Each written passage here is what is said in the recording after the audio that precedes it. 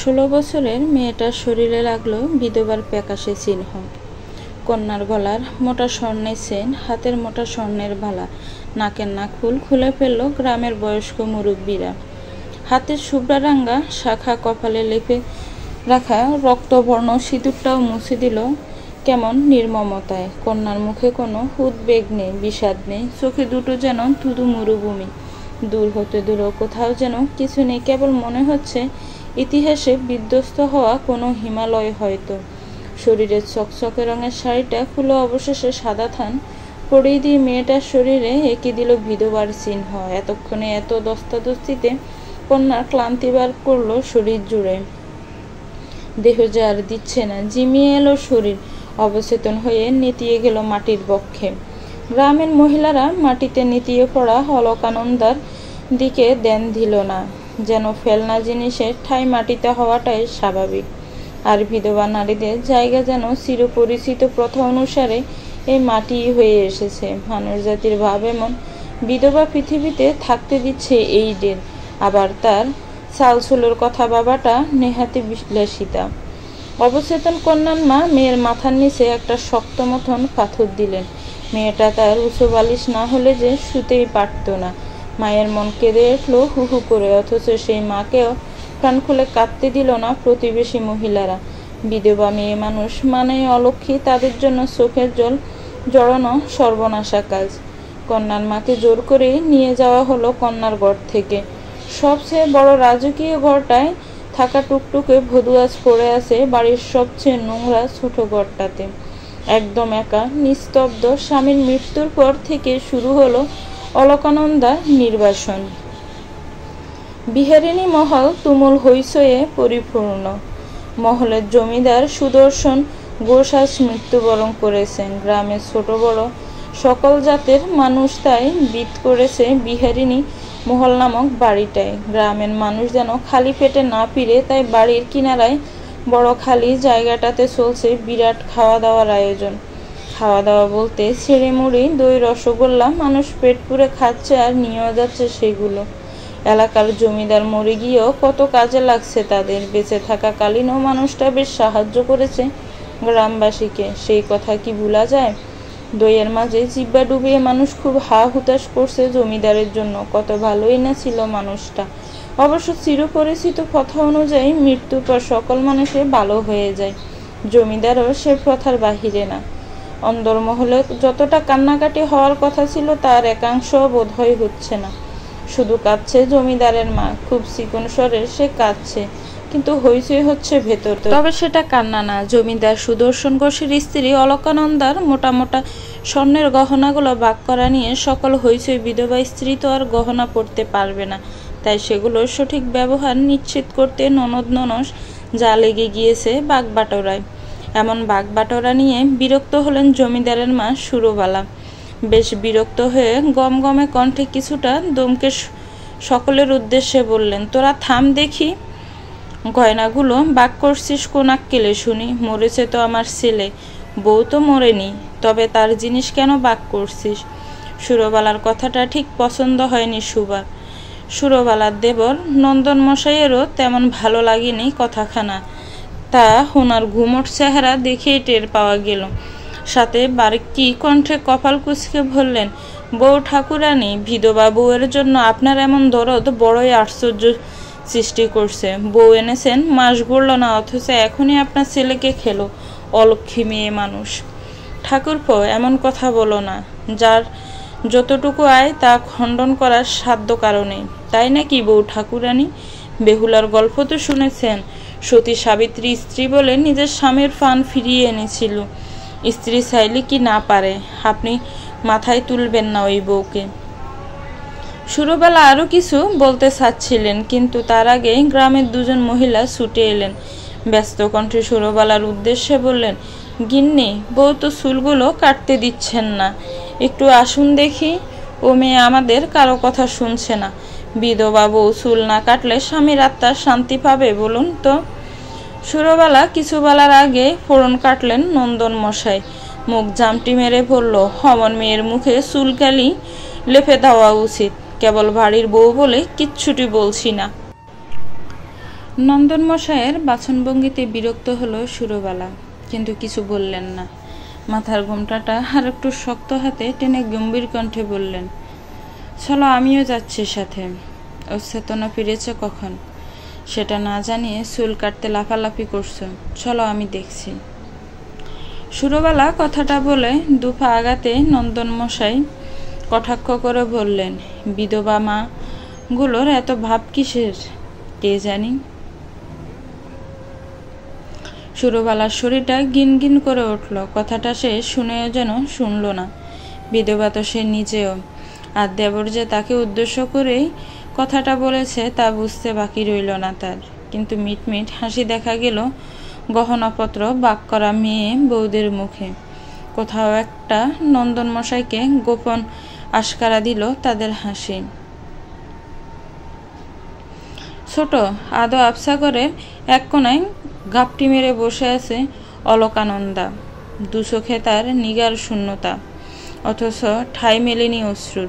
তার জীবন সবসময় গতিশীল নদীর মতোই চঞ্চল। সেখানে বাসা বাঁধতে পারেনি নিস্তব্ধতা, অথচ স্বামীর মৃত্যু নামক শব্দটা তাকে টেনে এনে ফেলেছে কুলবিহীন সমুদ্রে। এখান থেকে বাঁচার উপায় কি? নাকি এভাবেই পার করতে হবে জীবন তরী? প্রশ্নরা হামাগুড়ি খায়, অথচ চারপাশ হাতড়ে মিলে না উত্তর। অলকানন্দার মাথা জিমজিম করে ওঠে। 16 বছরের জীবনটা কতটুকুই বা ছোট একটা জীবন, অথচ জীবনের ভার আজ প্রায় 90 বছরকেও হার মানায়। অলকানন্দার ভাবনার মাঝে ঘরে হাজির হয় তার শাশুড়ি সুরবালা সহ আরো কয়েকজন মহিলা, সাথে তার খুড়তুতো যা ননদ দুজনও আছে। তাদের দেখে অলকানন্দার ভাবাবেগে হয় না। সে আগের ন্যায় চুপটু করে বসে থাকে। ঘরের নিস্তব্ধতা ঠেলে প্রথম কথা তুলে সুরবালা। কণ্ঠ ধীর রেখে প্রশ্ন করে, বৌমা, তুমি নাকি চুল কাটবে না বলেছ?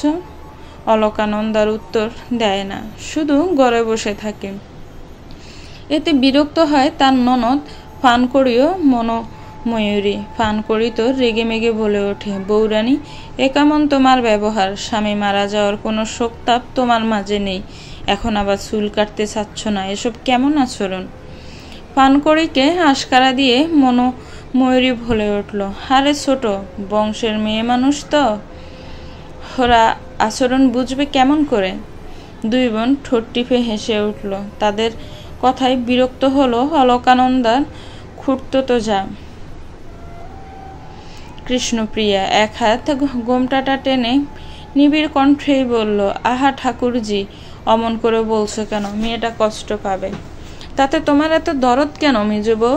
নাকি তোমারও ছোট বংশ বলে লেগে গেল? কড়ি আর ময়ূরী যেন কৃষ্ণপ্রিয়াকে ছোট করতে পেরে বেজায় খুশি হলো। তাদের খুশিকে আরো বাড়তে না দিয়ে ধমকে উঠল সুরবালা। চোখ রাঙিয়ে বলল, তোরা দুটিতে এক্ষুনি এখান থেকে বিদায় হবি। মেয়ে মানুষ নাকি তোরা? তাহলে আরেকটা মেয়েকে কিভাবে এত অপদস্থ করতে পারিস? তোদেরও তো বিয়ে হয়েছে, শ্বশুর বাড়িতে তো থাকিস না, বুঝবি কিভাবে বিবাহিত জীবনের যন্ত্রণা? সুরবালার কথায় খেপে গেল দু বোন। দাঁত কিরমির করে বলল, জেঠিমা, বাড়ির মেয়েকে তুমি এসব বলতে পারো না। আমরা এ বাড়ির মেয়ে, আমাদের বাপ দাদার বিটে এটা। ওরাও তবে এই বাড়ির বউ, ওদের শ্বশুর স্বামীর বিটে এটা। কোন কারণে ওরা তোদের কথা শুনবে যা বলছি? কড়ি আর ময়ূরী দাঁড়ালো না এক মুহূর্ত। গুমোট চেহারা নিয়ে চলে গেল দুবদাব পায়ে। জেঠিমা সবসময় কড়া কথা বলে, তার সামনে কিছু বলা যায় না কখনো। সুরবালা আরেক পায়ে গিয়ে গেলেন, গম্ভীর কণ্ঠেই বললেন, চুল কাটবে না বলেছ তুমি? হ্যাঁ। অলকানন্দার অকপটেই উত্তর ভেসে এলো। ঠিক সেই মুহূর্তে দরজার সামনে উপস্থিত হয় তার পিসি শাশুড়ি লক্ষ্মী দেবী। নামে লক্ষ্মী হলেও কথায় জড়ে তীর। অলকানন্দার উত্তর তার কর্ণ অবধি পৌঁছাইতে সে তেতে উঠল। হায় হায় করে ছুটে এলো। অলকানন্দার বাহু নিষ্ঠুরভাবে টেনে ধরে চিৎকার দিয়ে বললেন, হায় হায়, এ কেমন অলক্ষ্মী মেয়ে মানুষ!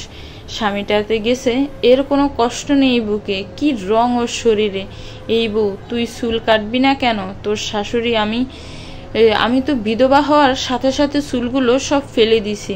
আমরা কি মরে গেছি? এটা নিয়ম, চুল ফেলতেই হবে। স্বামীর আত্মা না হয় শান্তি পাবে না। যে মরে গেছে তার আত্মার শান্তি খুঁজছেন পিসিমা, অথচ আমি বেঁচে আছি, আমার জীবিত আত্মার কথা ভাবছেন না যে? এই মেয়েই তো কি শান্ত বউ হয়েছিল, তাই না? স্বামীটা মারা যেতে ওর মুখে খই ফুটছে যেন।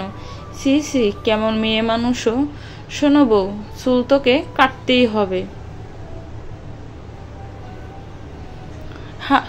চুল আমি কাটবো না পিসিমা, আমার শখের চুল এগুলো। লক্ষ্মী দেবী যেন রুষ্ট হলেন অলকানন্দার কথায়, তাই তৎক্ষণাৎ টেনে ধরলেন অলকানন্দার চুলের গোছা। হাঁটু ছাড়িয়ে যাওয়া চুলগুলো সব নিয়ে নেন নিজের হাতের মুঠোয়। ব্যথায় অস্থির হয়ে ওঠে মেয়েটা। সুন্দর মুখশ্রী লাল বর্ণ ধারণ করে আকুতি মাখা কণ্ঠে বলল, আমার লাগছে পিসিমা, ছেড়ে দেন আমারে। কিন্তু সেই আকুতি ছুতে পারে না পিসির মন।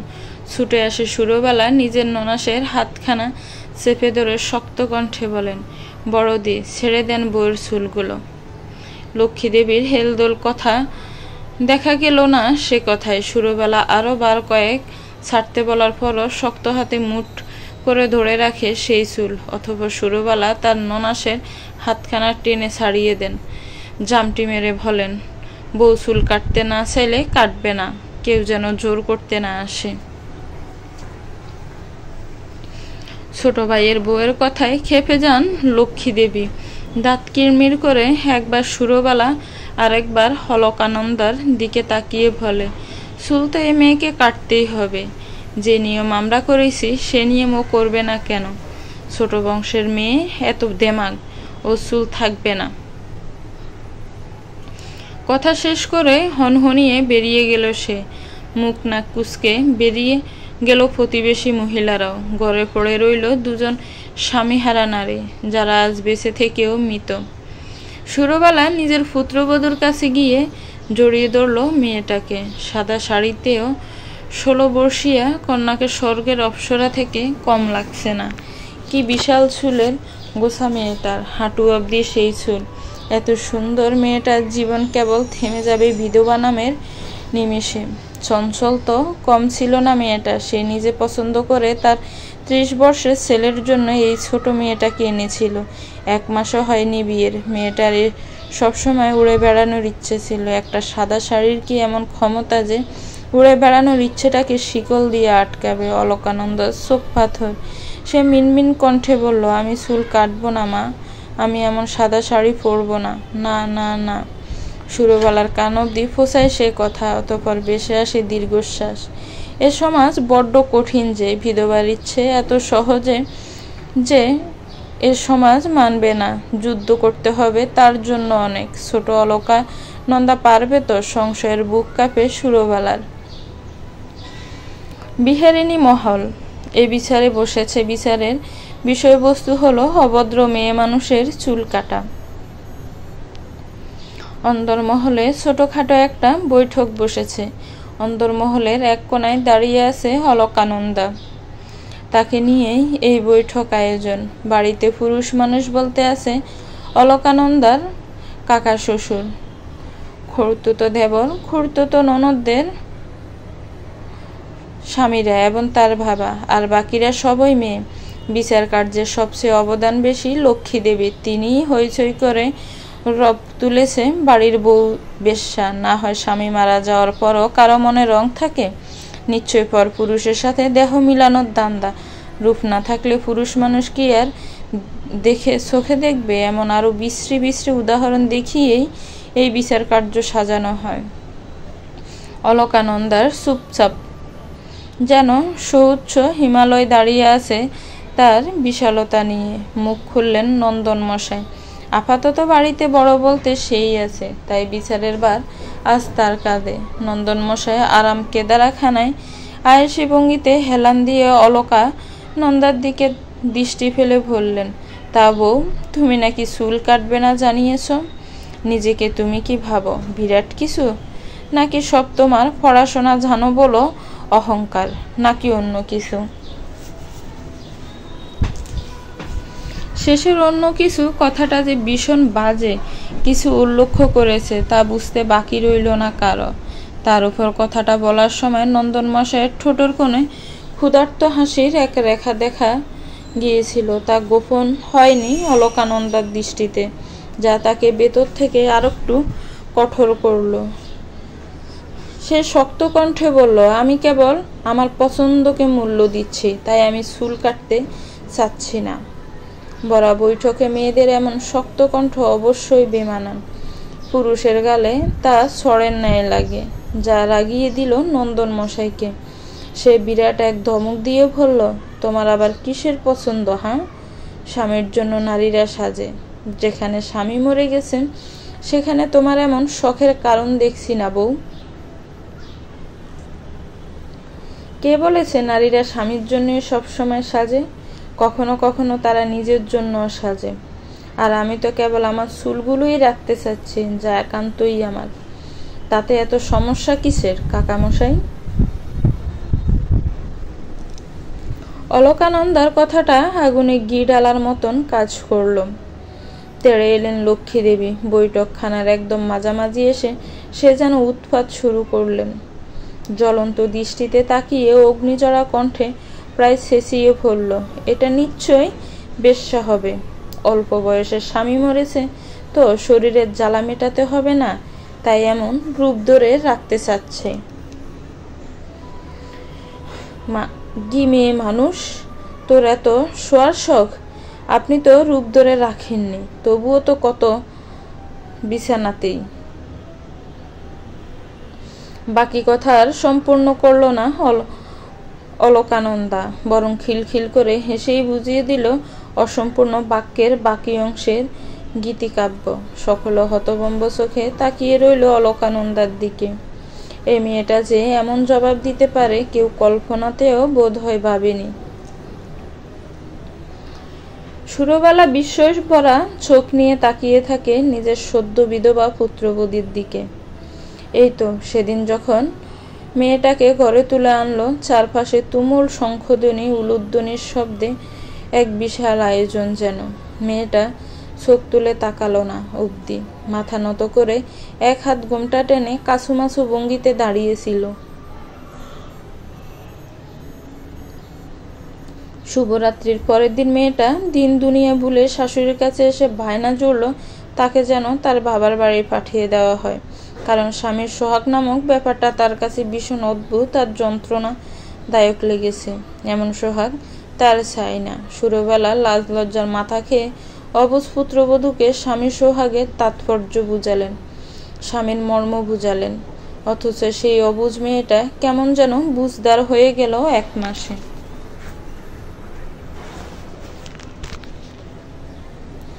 সুরবালার ভাবনার মাঝে খেকিয়ে উঠলেন নন্দন মশাই। যতই হোক তার সামনে তার বোনকে কেউ বিশ্রী ইঙ্গিত করলে সে কি আর চুপ থাকবে? লক্ষ্মীদেবী হকচকিয়ে যান, দ্রুত প্রস্থান করেন সেখান থেকে। বৈঠক আয়োজন শেষ হয়ে যায়, বিচার কার্য সম্পন্ন হয় না। অলকানন্দার বাবা এগিয়ে এলেন, মেয়ের দিকে অগ্নিদৃষ্টি ফেলে ভয়ঙ্কর রকম ধমকে বললেন, শোনো নন্দু, স্বামী মারা গেছে, বেধবা হইছিস, কথা হজম করতে শেখ। বাবা, বিধবাই তো হয়েছি, তাহলে মানুষ বেশ্যা বললে সে দায়ও কি মাথা পেতে নিব? মুখের কালি ধুয়ে ফেলা যায়, চরিত্রে কালি লাগলে কি উপায়ে তা উঠাবো বলো?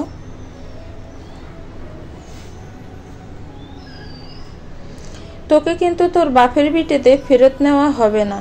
ঘরে তোর আরো 2টা বিয়ের উপযুক্ত বোন আছে, সে কথা ভুলে গেলে চলবে না। একে তো বিয়ের 1 মাসের মাথায় স্বামীটা গেল, তার উপর তোর এমন বেহায়াপনার কথা শুনলে তোর বোনগুলার বিয়ে দেব কিভাবে আমি?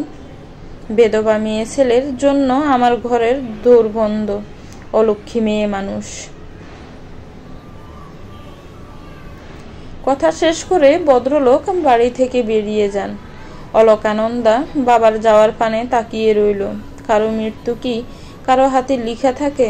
অথচ তার স্বামীর মৃত্যুর জন্য পুরো সমাজ তাকে দায়ী করেছে। সুরবালা এগিয়ে এলেন, পুত্রবধূর পিঠে হাত রেখে গম্ভীর কণ্ঠে বললেন, তোমাকে চুল কাটতে হবে না। আমার ছেলে মারা গেছে তাই বলে তোমার শক্ত আর গলা টিপে মারতে পারি না। অলকানন্দা ফেল ফেল করে তাকিয়ে থাকে শাশুড়ির দিকে। বিয়ের পর শাশুড়ি তাকে দিয়ে মাছ কাটিয়েছে। অলকানন্দা মাছ কাটতে পটু ছিল না, তবুও দমকে কাটিয়েছে মাছ, রান্না করিয়েছে। হাত পুড়ে গিয়েছে বলে দুসার কথাও শোনাতে ভুলেননি। অথচ সে মানুষ আজ হৃদয়ে পুড়ছে বলে মলম লেপে দিচ্ছে, যেখানে নিজের ভাবা অবধি পুরানোর কাজ করেছে।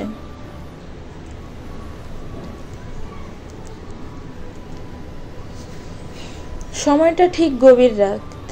দূর হতে বন্যপ্রাণীর গা চমচমে ডাক রাতের বুকে কেমন রহস্য সৃষ্টি করছে। অলকানন্দা ছোট হগছালো কাছারি ঘরটায় মাটিতে শুয়ে আছে। খিদে পেট মুচড়ে আসছে, মাটি থেকে ঠান্ডা উঠছে। অলকানন্দা গুটিসুটি মেরে শুয়ে আছে সেই ঠান্ডা ঘরটায়। পুরোপুরি ঘুমটা যখন লেগে এলো, ভীষণ বিশ্রী রকমের একটা অনুভূতি হলো শরীর জুড়ে। ঘনিষ্ঠ এক অনুভূতি। অলকানন্দার ঘুমিয়ে থাকা মস্তিষ্ক সজাগ হয়ে উঠল। এমন ঘনিষ্ঠ অনুভূতি সুদর্শন বেঁচে থাকাকালীন হতো, কিন্তু মানুষটা তো আর নেই। তবে এমন ছোঁয়া কার? তৎক্ষণাৎ চোখ খুলে ফেলল সে। চোখের সামনে আবছা আলোয় বেসে উঠল তার খুড়তুতো দেবর মনোহরের নামক চেহারাটা। অলকানন্দা দ্রুত গতিতে উঠে বসে, অবাক কণ্ঠে বলে, ঠাকুরপো, তুমি আমাকে এভাবে শুয়েছ? মনোহর ক্ষুধার্ত ভাগের ন্যায় জাপড়ে ধরল অলকানন্দাকে, যেন বহুদিন পর মন মতো স্বীকার করতে পারবে। অলকানন্দা তাজ্জবিত। ঠিক এই সময়ে কেমন প্রতিক্রিয়া করা উচিত তা ভুলে গেছে অলকানন্দা। মনোহর ততক্ষণে হাত রেখেছে মেয়েটার আঁচলে। অলকানন্দা সম্বিত ফিরে এলো। তৎক্ষণাৎ সে চিৎকার দিয়ে উঠল। মনোহর ভাবতেই পারেনি অলকানন্দা এত জোরে চিৎকার দিবে। ভেবেছিল বিধবা হওয়ার সাথে সাথে হয়তো কণ্ঠ উঁচু করার ক্ষমতাও হারিয়েছে। অথচ মনোহরের ভাবনাটাকে মেয়েটা মুহূর্তেই মিছে করে দিয়েছে। ঘুমিয়ে থাকা বাড়িটা মুহূর্তে সজাগ হয়ে উঠল। চারপাশে জ্বলে উঠল কৃত্রিম আলোর রোশনি। সকলে ছুটে এলো চিৎকারের আত্মকাহিনী জানতে। মনোহরের হাতে অলকানন্দার সাদা দবদবে শাড়ির আঁচলটা সকলের চক্ষু ছানা বড়া। রাত বিরেতে এমন দৃশ্য দেখতে হবে কল্পনাও করেনি কেউ। শুরুবেলা ছুটে এলো। মনোহরের হাত ঝাড়া দিয়ে ছাড়িয়ে নেয় শাড়ির আঁচলখানা। মনোহরের স্ত্রী কৃষ্ণপ্রিয়া নিজের স্বামীর দিকে তাকিয়ে থাকে মৃত চোখে। পুরুষের চরিত্র নারী দেখলেই বোধ হয় গলে যাওয়া। লক্ষ্মী দেবী যেন মোক্ষম সুযোগটা পেল। চি চি করে একদলা থুতু নিক্ষেপ করল মাটিতে, যেন অলকানন্দার চরিত্র এটারই যোগ্য।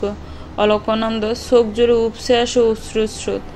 শাশুড়ির গলা জড়িয়ে নবজাতক শিশুর ন্যায় অভিযোগ করে বলে, ও আমার সাথে খারাপ কাজ করেছে মা, ও বাজেভাবে আমার গায়ে ধরেছে।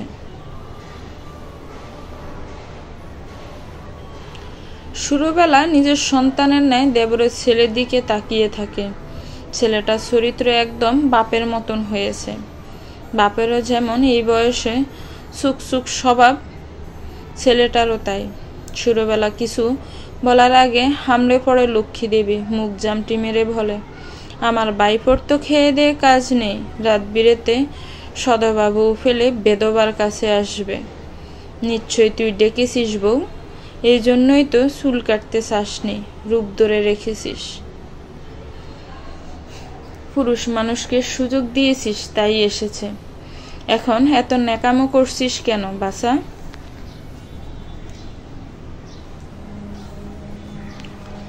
নারী হয়েও পিসিমার এহেন কথা নিতান্তই হাস্যকর।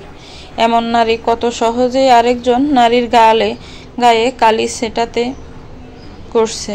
অলকানন্দা বিস্মিত কণ্ঠে ভঙ্গিতে তাকালো পিসিমার দিকে। অবাক কণ্ঠে বলল, আজ চুল কাটিনি বলে আমার সাথে ঠাকুরপোর করা অন্যায়ের বিচার হবে না পিসিমা? না বউ, হবে না।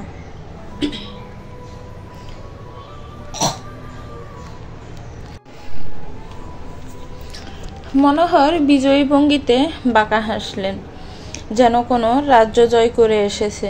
কৃষ্ণপ্রিয়া স্বামী সে হাসির দিকে তাকায় ঘৃণা ভরা দৃষ্টি নিয়ে। একজন মানুষ ঠিক কতটা ঘৃণা করা উচিত তা জানা নেই ওর, কিন্তু ও পৃথিবীর সমান ঘৃণা ঢেলে দিয়েছে স্বামীর নামে। একজন স্ত্রী জানে তার স্বামীর চরিত্র কেমন। সুরবালাও কিছু বলতে পারলেন না। কিছু বললে হইচই হলে ঘরের কথা বাহিরে যাবে, বদনামটা লেখা হবে বিধবা মেয়েটার নামেই।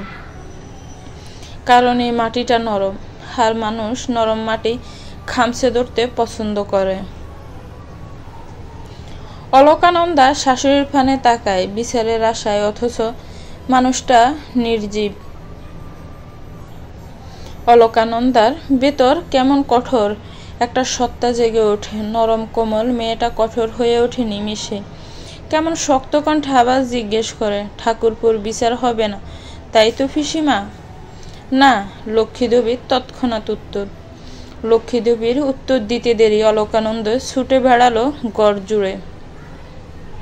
কেউ কিছু বুঝে ওঠার আগে কোথা থেকে একটা মাঝারি আকারের কেসি এনে কেটে ফেলল গভীর রহস্যমাখা বিরাট চুলের গোছাটা।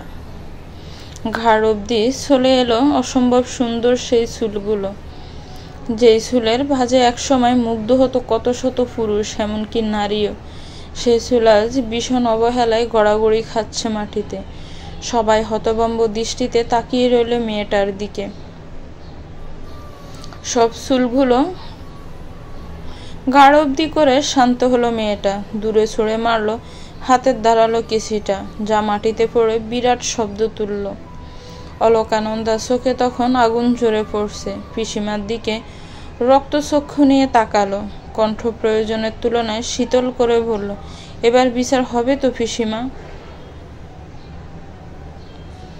লক্ষ্মীদেবীর গলা যেন শুকিয়ে এলো। অলকানন্দার শীতল কণ্ঠ কাঁপিয়ে দিল তার শিকড়।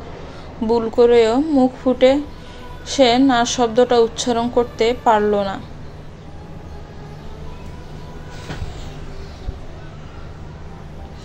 প্রকৃতিতে তখন ভারী বর্ষণ, গাছপাতা সব ভিজে একাকার। বৃষ্টির ফোঁটা যেন নৃত্য করছে দুহাত তুলে। ঘন ঘন বজ্রপাতও হচ্ছে। কি বিকট শব্দ, কি বিকট ঝংকার সেই বজ্রপাতে। প্রকৃতি থেকে শুরু করে মানুষও বিধ হচ্ছে এমন হুঙ্কারে। মধ্যরাত্রিরে বিহারিণী মহলের বিরাট বৈঠকখানা জুড়ে আবার শুরু হয়েছে বিচার কার্য। এখন আর নন্দনমশাই আরাম করে আরাম কেদারায় বসে নেই। এখন তার কপালে চিন্তাদের ঘাড়বাজ। বৈঠকখানায় এদিক থেকে ওদিক হাঁটছে গুরু গম্ভীরভাবে দুহাত পেছনে নিয়ে। সবাই দাঁড়িয়ে আছে নিশ্চব ভঙ্গিতে, যেন এখানে নীরবতায় শ্রেয়। নন্দনমশাই বোধ হয় হাঁটতে হাঁটতে কিছু ভাবলেন, অতঃপর কণ্ঠ কঠিন করে বলল, বউ, তোমার অভিযোগ আমার পুত্র মনোহর তোমার শয়নকক্ষে গিয়েছিল, তাই তো? অলকানন্দা শক্ত কণ্ঠে জবাব দিল, হ্যাঁ। তুমি আমার কক্ষের দৌড় দেওনি? কার আশাতে? এতক্ষণ দৃষ্টি নিচের দিকে সীমাবদ্ধ থাকলে উক্ত কথা কর্ণগোচর হতে চোখ তুলে তাকালো অলকানন্দা। এত বাজে রকমের প্রশ্ন তার পিতৃতুল্য শ্বশুর করতে পারে সে বোধ করি কল্পনাতেও ভাবেনি। ভাইয়ের মোক্ষম সময়ে মোক্ষম প্রশ্নে খুশি হলেন লক্ষ্মীদেবী। মাথায় ঘোমটা টানা আঁচলটা দুলাতে দুলাতে বলল, পুরুষের ছোঁয়া পাওয়ারও শখ, আবার ছুতে গেলে সমস্যা। তা বউ, নন্দনের প্রশ্নের জবাবটা দে। দোরটা খুলে রেখেছিস কার জন্যই?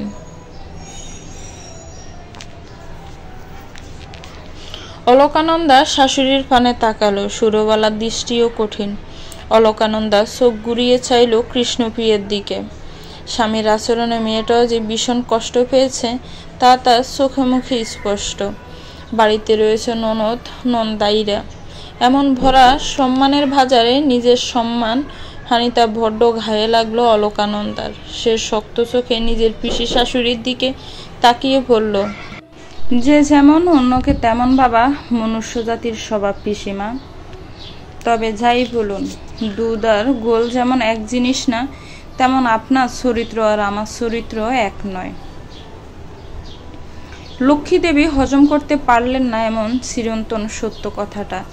তেড়ে এলেন বউয়ের দিকে, বাহু খামছে ধরে বললেন, স্বামীটা মারা গেছে, একটা দিনও কাটেনি, এখনই এত কথা এই ভেদবা মেয়ে মানুষের। এই মেয়ে এ বাড়ি থাকলে ঘোর অনর্থ যে ঘটবে তার বলার অপেক্ষা রাখে না নন্দন। খুব শীঘ্রই এ মেয়ের ওর বাপের বাড়ি পাঠানোর ব্যবস্থা কর।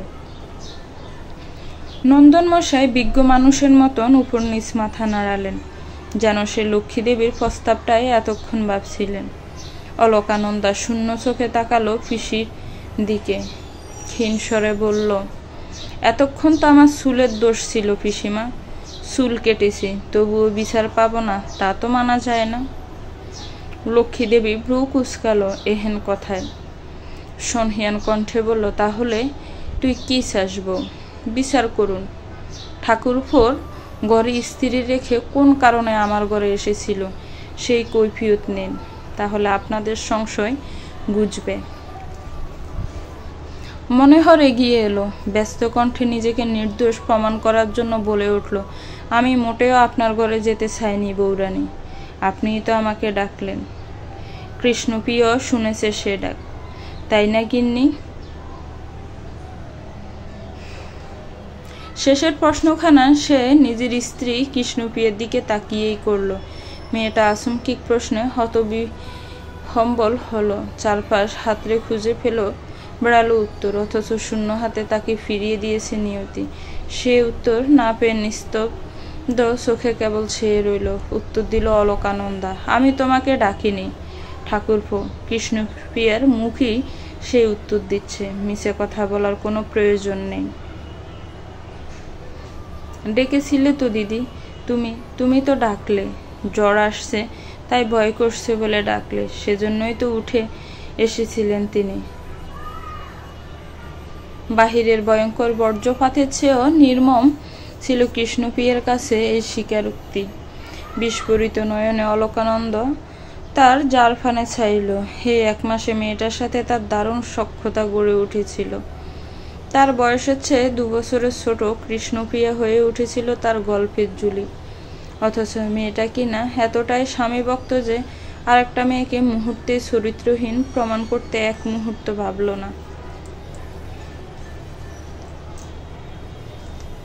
লক্ষ্মী দেবীর মুখে দেখা দিল আনন্দ উৎসব, সাথে পান করি আর মনময়ূরীও বেজায় খুশি হলো। পান করি তো বলেই উঠল, বৌরানী শরীরের এত খিদে, বললেই তো পারতে।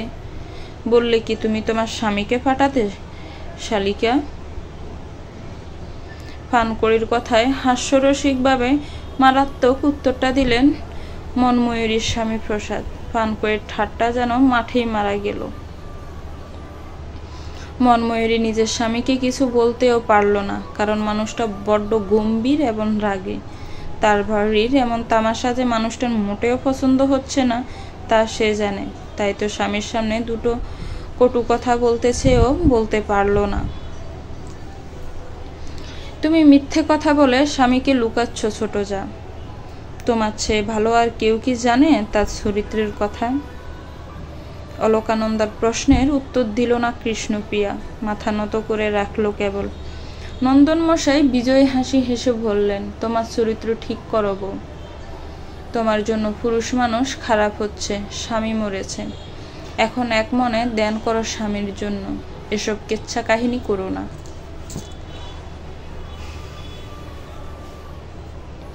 অলকানন্দা উত্তর দিল না সে কথার। ধীরগতিতে 1 পা 2 পা করে এগিয়ে গেল মনোহরের কাছে। মনোহরের সুখে মুখে তখনও দেখা মিলেনি অনুশোচনার। সে রাজার ন্যায় গোপগুলো ঘুরছিল। অলকানন্দা স্থান কাল পাত্র বিচার না করে তার চেয়ে 12 বছরের বড় পুরুষটার গালে বসিয়ে দিল সপাটে চড়। একটা চড়ে ক্ষান্ত না সে, পরপর আরো একটা চড় বসিয়ে তবে নীরব হলো।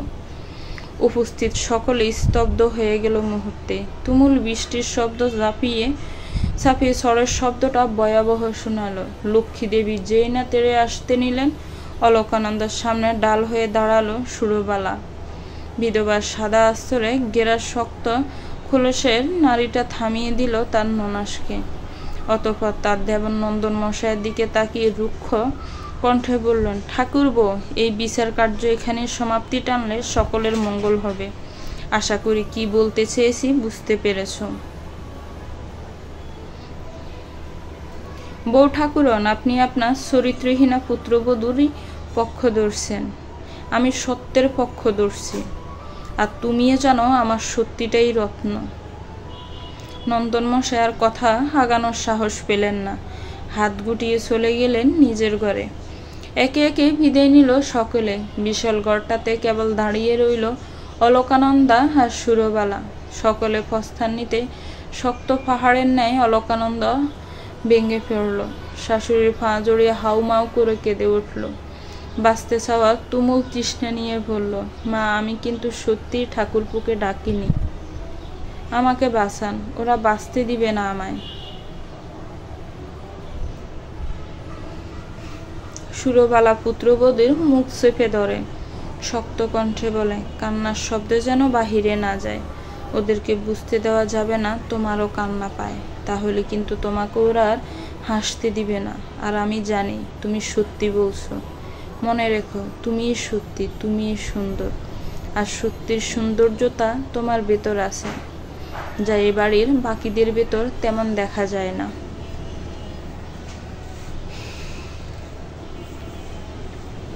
বিহারিণী মহলটার সাথে লাগোয়া ঘাট, রাজকীয় সেই ঘাট কারুকার্য শোভিত মনোমুগ্ধকর। সেই ঘাটের শেষ সেইটায় পা ডুবিয়ে বসে আছে অলকানন্দা।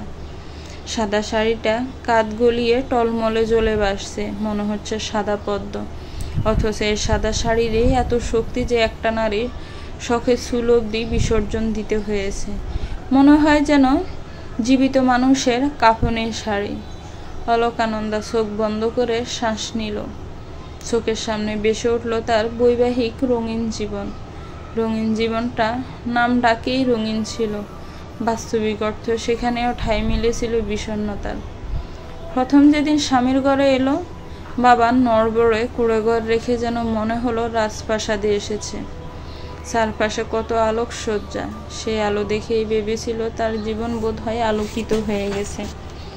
কিন্তু তার ভাবনা বেশিক্ষণ স্থায়িত্ব পেল না। স্বামী তাকে কেবল ভোগ্য বস্তু ছাড়া কিছুই ভাবেনি। সারাদিন নতুন বধূর কোনো খোঁজ না নিলেও রাতে সোহাগের নামে করেছে নির্মমতা, সবটাই মুখ বুজে নিয়েছে সে। কিন্তু তবুও তো সে থাকতে চেয়েছিল সেই যন্ত্রণা নিয়ে, কিন্তু ভাগ্য তার ভেলাতেই নিষ্ঠুর। অপরাহ্নে শেখ বাগ সময়টা, আবারও আবহাওয়া জানান দিচ্ছে বৃষ্টি আসবে বোধ হয়। বাবির অন্দরমহলে চলে উঠেছে কৃত্রিম আলোর রোশনি। অলকানন্দার দৃষ্টি স্থির জলের পানে। হঠাৎই তার পিঠে শীতল হাতের ছোঁয়া পেল। অলকানন্দার শরীর কেঁপে উঠল অপরিচিত ছোঁয়ায়। সে তড়িৎ গতিতে উঠে দাঁড়ালো। পেছনে ফিরতে হালকা আলোর আধারের রং মিশে দেখতে পেল মনোহরের নামক চেহারাখানা। কি বিশ্রী তার হাসি! অলকানন্দার লতার ফনে অঙ্গখানা কেঁপে উঠল সেই দৃষ্টিতে। মনোহর অলকানন্দার ডান হাতের বাহুটা শক্ত মুঠে ধরল। অলকানন্দার বাহু গলে পড়ে থাকা আসলে দৃষ্টি দিয়ে মিষ্টি কণ্ঠে বলল, বউ ঠাকুরন, দাদা চলে গিয়েছে 3 দিন তো হলো, তোমার তৃষ্ণা জাগে না সোহাগ পাওয়ার? ঠাকুরপো, তোমার দুঃসাহস দেখে আমি হতভম্ব। সেদিন ছোড়ের কথা ভুলে গিয়েছ?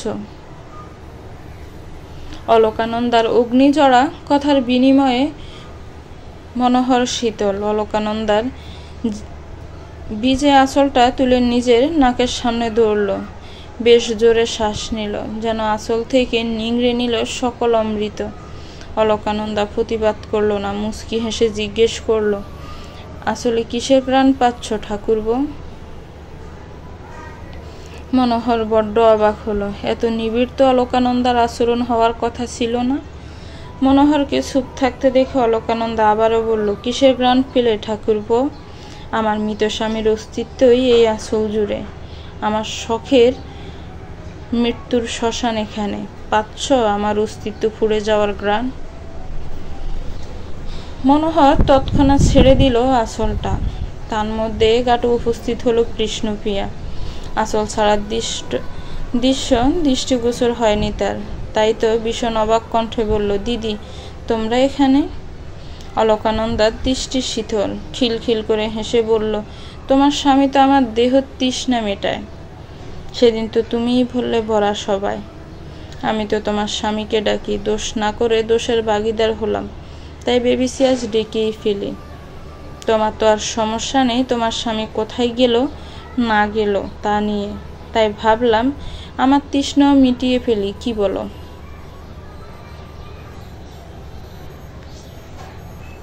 কথা শেষ করে মনোমুগ্ধকর ভাবে হাসল অলকানন্দা। সে যেন কোনো গভীর রহস্য, কোমল কিন্তু ভয়ঙ্কর।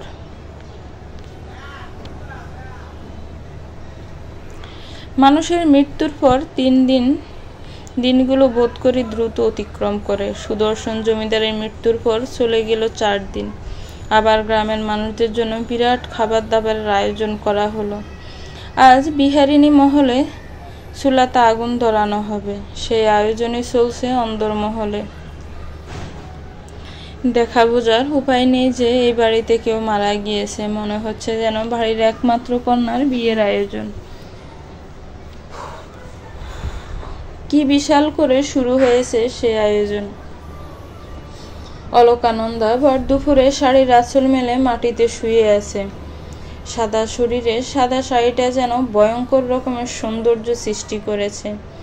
এর মাঝে দরজায় কড়া নাড়ল কেউ। অলকানন্দার কুলবিহীন ধ্যানের সমাপ্তি ঘটল কড়া নাড়ার শব্দে। সে উঠে বসল, কণ্ঠ খানিকটা উঁচু করে প্রশ্ন করল, কে?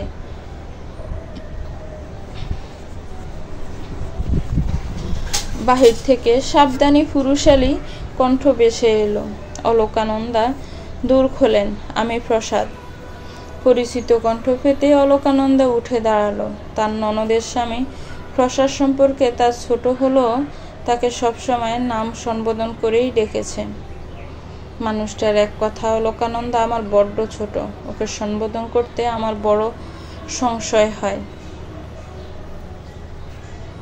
যেহেতু প্রসাদ ভীষণ গম্ভীর ও রাগী, সেহেতু তার মতের বিপরীতে গিয়ে কেউ আর তার মতো প্রকাশ করেনি। অলকানন্দা অলস পায়ে দরজা খুলল। দরজা খুলতে প্রসাদের শুভ্র চেহারার বিন্দু বিন্দু ঘাম উকি দেওয়া দেখতে পেল। খুব ব্যস্ত হয়তো লোকটা। অলকানন্দার দৃষ্টিতে দৃষ্টি মিলল প্রসাদের। দুজনেই কিছুটা অস্বস্তিতে পড়ল। অলকানন্দা দরজা থেকে সরে দাঁড়ালো, ছোট কণ্ঠে বলল, আসুন ভেতরে। প্রসাদ ব্যস্ত পায়ে ভেতর ঢুকল। সাবধানী চোখে চারপাশে একবার তাকিয়ে নিল, যা তার কঠোর স্বভাব চরিত্রের সাথে একদমই বেমানান। অলকানন্দ চারপাশ তাকালো, ক্ষীণ স্বরে বলল, কিছু দরকার? আপনার তো স্কুলের কোনো খোঁজ খবর নেই। আগামী সপ্তাহে আপনাদের পরীক্ষা শুরু হবে।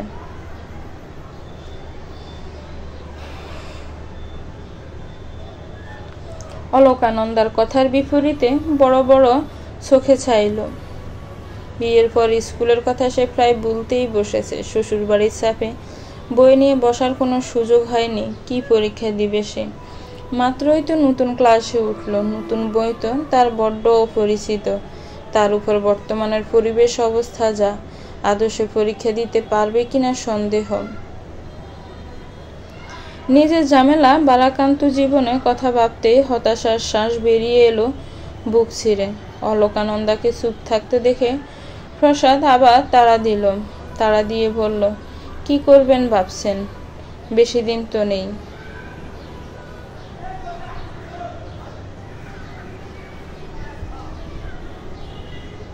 আমি যে কিচ্ছুটি পারি না, তার উপর এবারের মানুষ তো দেখছেন, তারা দিবে যেতে।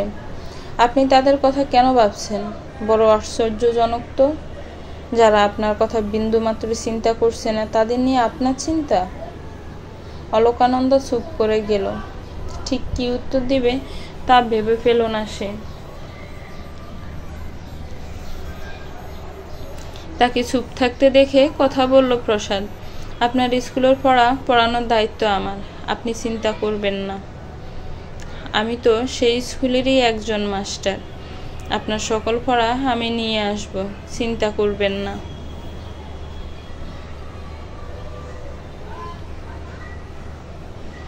প্রসাদের দিকে অলকানন্দ কৃতজ্ঞতার দৃষ্টিতে তাকায়। প্রসাদকে সে বিয়ের আগে থেকেই চেনে, তারা স্কুলের শিক্ষক, সে বিয়ের পর সম্পর্ক হয়েছে ননদের স্বামী। অলকানন্দা মুচকি হেসে বলল, চিরজীবন কৃতজ্ঞ থাকব।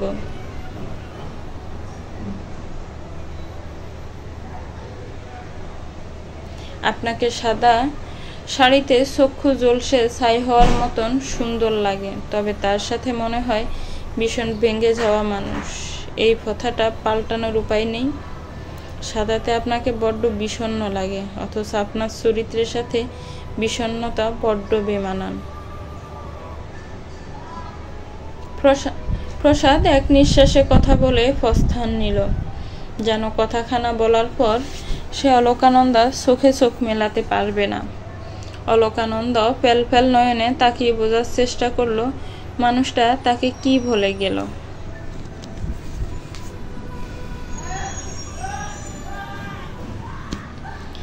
বিশাল আয়োজন উঠান জুড়ে। বিকেল নেমেছে ধরার বুকে। গ্রামের সকলের খাবার শেষ হওয়ার পর খাবার খেলো বাড়ির মানুষ। সব শেষে খাবার জুটলো অলকানন্দার ভাগ্যে। একটানা ফল খেতে খেতে মুখে অরুচি ধরে গেছে তার। তাও দিনে একটা কি দুটোর বেশি ফল পাওয়া যায় না। স্বামীর মৃত্যুর পর স্ত্রীদের বাকি জীবন নাকি সংযম করে কাটাতে হয়, আর সেজন্যই স্বল্প পরিমাণে আহার করতে হবে। আবারও অলকানন্দের ঘরের ডোরের শব্দ হলো। বাহির থেকে তার ননদ মনময়ূরীর উচ্চকণ্ঠ ভেসে এলো, এই যে ভৌরানী, সারাদিন দৌড় দিয়ে রেখে কি করো? এমন তো না যে ঘরের স্বামী আছে, তার সাথে সোহাগ করছো। দৌড় খোলো। অলকানন্দা দাঁড়িয়েছিল তার নড়বড়ে জানালার কোণ ঘেঁষে।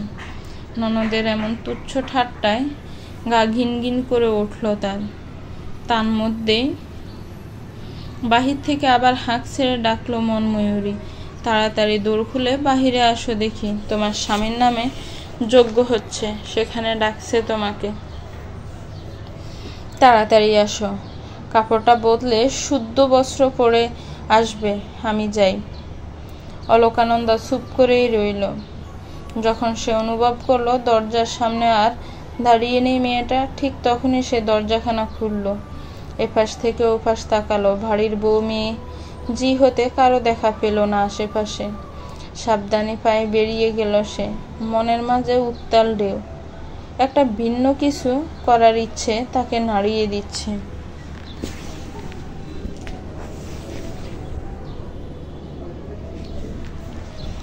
সুদর্শনের মৃত আত্মার শান্তি লাভের আশায় বেশ দুমদাম করে হচ্ছে যজ্ঞ। বাড়ির সকলের সে কি চিন্তা, সে কি উৎকণ্ঠা। যজ্ঞ যেন সুষ্ঠুভাবে সম্পন্ন হয়, না হয় ছেলেটার আত্মা যে শান্তি পাবে না।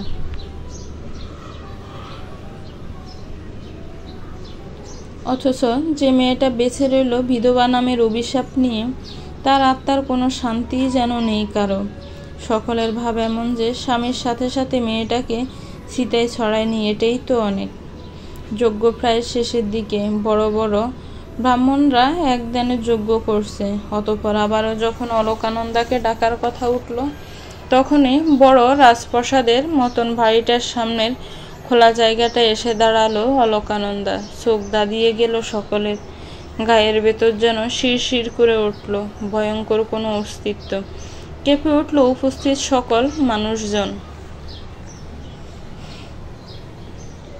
স্তব্ধ পরিবেশে বজ্রপাতের ন্যায় চিৎকার করে উঠল পুরোহিত। যজ্ঞ ছেড়ে দাঁড়িয়ে গেল সে। দুহাত তুলে বারবার করে বলতে লাগলো, ঘোর অমঙ্গল, ঘোর অমঙ্গল। সদ্য বিধবা মেয়ে ছেলে কিনা লাল বস্ত্র পরিধান করিয়াছে। ক্ষমা করো এই পাপ, রুষ্ট হও না, তুমি রুষ্ট হও না। যজ্ঞ ছেড়ে দাঁড়িয়ে গেল বাকি সদস্যরাও। লক্ষ্মী দেবী তো দৌড়ে এলেন অলকানন্দার নিকট। দুই হাত মুখের মাঝে চেপে ধরলেন অপ্রত্যাশিত ঘটনায়। স্তব্ধ ভঙ্গিতে বলল, সেহ সেহ বউ, এ কি অলক্ষী কাজকর্ম। তুই বিধবা মেয়ে মানুষ, কিনা পড়েছিস লাল কাপড়। তোর ভয়ে কি একবারও বুক কাঁপলো না? আরে স্বামীটা খেয়েছিস, 4টা দিনও তো হয়নি।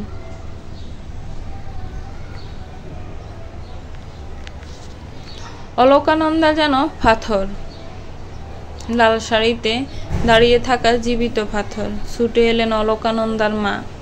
মেয়ে জামাইয়ের যোগ্যতে তিনিও উপস্থিত ছিলেন। মেয়ের এমন ভয়ঙ্কর কর্মকাণ্ডে বিস্মিত স্বরে তিনি নিজেও সে ব্যস্ত পায়ে এগিয়ে এলেন। মেয়ে হাত ধরে অবাক কণ্ঠে জিজ্ঞেস করলেন, মা, তোর স্বামী নেই আর, কার জন্য তুই এমন রঙিন কাপড় পরেছিস? কেন মা, আমি নিজের জন্য কি এটা করতে পারি না?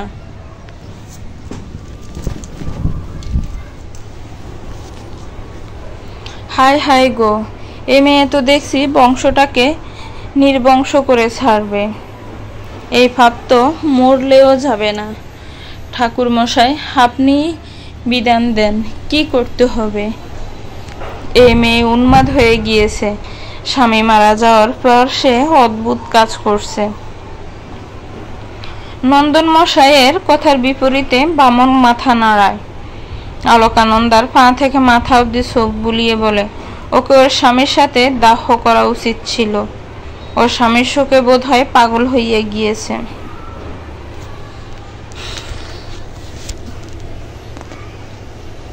তাহলে এর থেকে বাঁচার উপায় কি?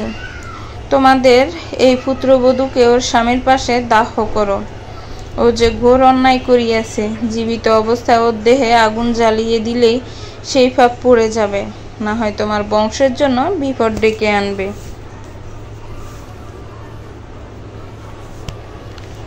পুরোহিতের কথায় উপস্থিত সকলের গায়ে কাঁটা দিয়ে উঠল। উদ্বেগ দেখা দিল না অলকানন্দার দেহে। সেও যেন দেখতে চায় রঙিন হওয়ার জন্য তাকে কতটুকু ফুটতে হবে।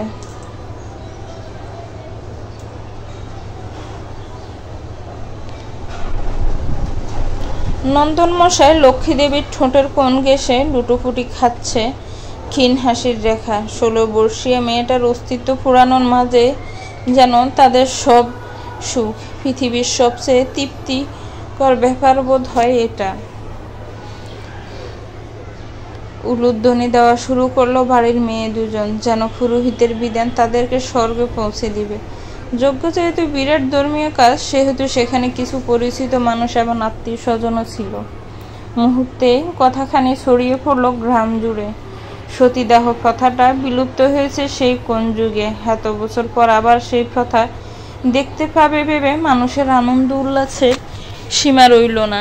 সবটাই চুপ করে দেখলো অলকানন্দা। তার নীরবতা হয়তো বলল, সে পৃথিবীর মানুষের পৈশাচিক সুখ হৃদয় ভরে দেখতে চায়, অথচ মুখ ফুটল না সে ভুলে। প্রথম প্রতিবাদী কণ্ঠ জেগে উঠল সুরবালার। গুড় প্রতিবাদ করে বলল, এ হয় না ঠাকুর মশাই, মেয়েটার জীবনটা কতটুকুই বা, 16 পেরিয়ে এখনো তো 17তেও পড়েনি। জীবন কতটুকু দেখেছে সে, এটা কোনো বিধানই হতে পারে না। সুরবালার প্রতিবাদে ক্ষেপে গেলেন ঠাকুর মশাই। সিসি করে বললেন, আপনি তো সুদর্শন জমিদারের মাতা জননী, তাই না? আপনি কেমন করিয়া আপনার পুত্রের এমন অমঙ্গলের ইতিবাচক মত প্রকাশ করিতেছেন? আপনার এই কেমন দুঃসাহস? সুরবালা অলকানন্দার পাশে এসে দাঁড়ালো, শক্ত কণ্ঠে জবাব দিল, আমার ছেলের মঙ্গল আমি অবশ্যই চাই, তবে কারো অমঙ্গল করে না। আমার পুত্রবধূ প্রয়োজন পড়লে এখনই পোশাক বদলে আসবে, তবুও এমন বিধান আপনি দিবেন না। যে অন্যায়টি ঘটিয়া গিয়েছে তার ক্ষমা হয় না মাতা, এবং সতীদাহ করাটা কতটা পুণ্যের আপনি তাহা যদি জানিতেন তবে আর অমত পোষণ করিতেন নহে। পুরোহিতের কথায় কিছুটাই বোধ হয় দমে গেলেন সুরবালা, আর তার প্রতিবাদী কণ্ঠ বেশি এলো না। যতই হোক, পাপ পুণ্যের ভয় তো সকলেরই থাকে। সে আর প্রতিবাদ না করে বরং সাবধানী কণ্ঠে অলকানন্দাকে বলল, বউ, এখনই কাপড়খানা বদলে এসো।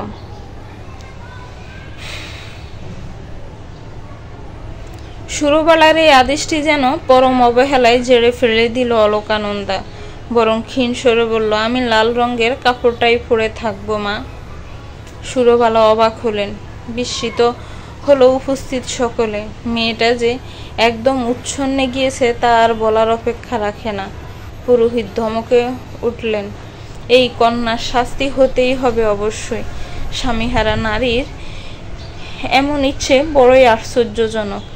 আমার বিধানে ধার্য করা হইল, এই মেয়েকে খুব শীঘ্রই চিতায় উঠানোর ব্যবস্থা করা হোক। আপনার মাও তো জীবিত আছে ব্রাহ্মণ ঠাকুর, তবে না হয় প্রথাটা সেখান থেকেই শুরু হোক। এতক্ষণ পর অলোকানন্দার শব্দরা হামাগুড়ি খেয়ে পড়ল সকলের মাঝে, কাজ করলো বিস্ফোরণের ন্যায়। পুরোহিত হয়তো কল্পনাতেও এমন কোনো কথা আশা করেননি। তার চোখে মুখে ফুটে ওঠে সেই অনাকাঙ্ক্ষিত কথার তুমুল বিস্ময়তা। অথচ অলোকানন্দার ঠোঁটের রহস্যের হাসি, হাসি রেখা দিলেও দূরে দাঁড়িয়ে থাকা তার ননদের স্বামী প্রসাদের ঠোঁট জুড়ে। পুরোহিত হোঁচট খেলেন, হতভম্ব কণ্ঠের সংশয় নিয়ে জবাব দিলেন, কি?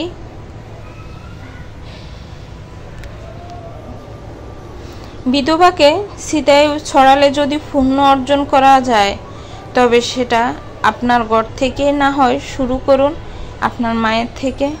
পুরোহিত থমকালেন, সাথে চমকালেনও।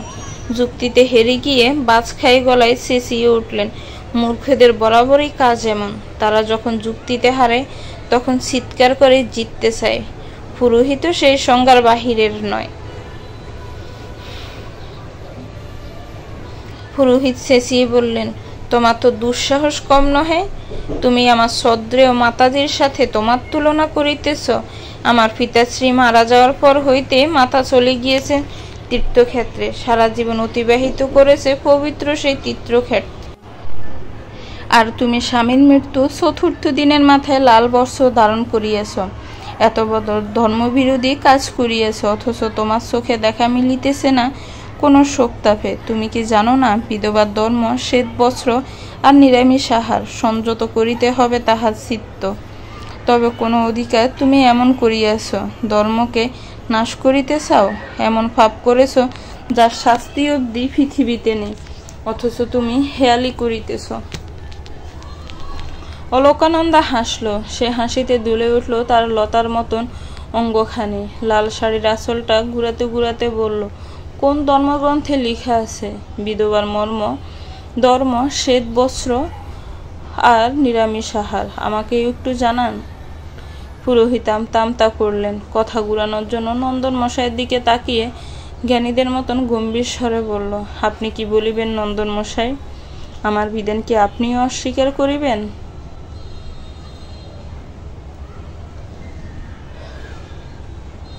না না, কখনোই না। নন্দন মশাইয়ের তৎক্ষণাৎ উত্তরে হেলদোল দেখালো না অলোকানন্দা। যেভাবে নিস্তব্ধতা নিয়ে এখানে এসেছিল সেভাবেই নিস্তব্ধতা ঠেলে চলে গেল এখান থেকে। সবাই যেন হতভম্ব হয়ে গেল। মেয়েটা মোটেও এত গা ছাড়া ছিল না। হুট করে কিভাবে মেয়েটার এত পরিবর্তন হলো তা নিয়ে জল্পনা কল্পনা চলল আকাশ সমান। পুরোহিত বুঝলো তার এমন যুক্তিহীনতা চলবে না এখানে, তাই সুপিসারে যজ্ঞটা সেরে ফেলল। কিন্তু মনে মনে কৃত্রিম পুণ্যের লোভ তাকে তাড়িয়ে মারছে। অলোকানন্দা জানালার কোল ঘেঁষে দাঁড়িয়ে আছে, তার গায়ে কাঁটা দিয়ে উঠছে বিকেলের কথা ভাবতে। ভাগ্যিস তার মনের ভেতর ভয়টা তখন মুখ লুকিয়েছিল, না হয় কেমন হতো গতি। হাগুনি লেখা ছিল সমাপ্তি। ছোট মেয়েটা চিত্ত ক্লান্ত হয়ে এলো, লড়তে লড়তে ক্লান্ত সে। দৌড়ঝাঁপ, পড়াশোনা, সাঁতার কাটা যা জীবনের প্রধান কাজ ছিল, সে কিনা আজ স্বামীর সীতার আগুনের তাপে জ্বলসে যাচ্ছে। অলোকানন্দা দীর্ঘশ্বাস ফেলল। ঘরের ভেতর লণ্ঠনের আলো মিটমিট করে জ্বলছে। বাহির থেকে ভেসে আসছে কানা কুয়োর করুণ সুর। বোধ হয় তারও স্বামী মরেছে, চিতায় উঠেছে তার সকল সুখ। হয়তো সেই শোকে কাঁদছে কানা কুয়ো। অথচ অলোকানন্দার ভাগ্য কেমন, একটু মন খুলে কাঁদারও সুখ তার নেই। ভাবনার মাঝে অলোকানন্দার দরজায় কারাঘাত পড়ল। নিস্তব্ধতার মাঝে সে শব্দে কেঁপে উঠল অলোকানন্দা। ভয় কমানোর জন্য বুকে থুতু দিল, অথবা কণ্ঠ উঁচু তেতুলে জিজ্ঞেস করল, কেউ?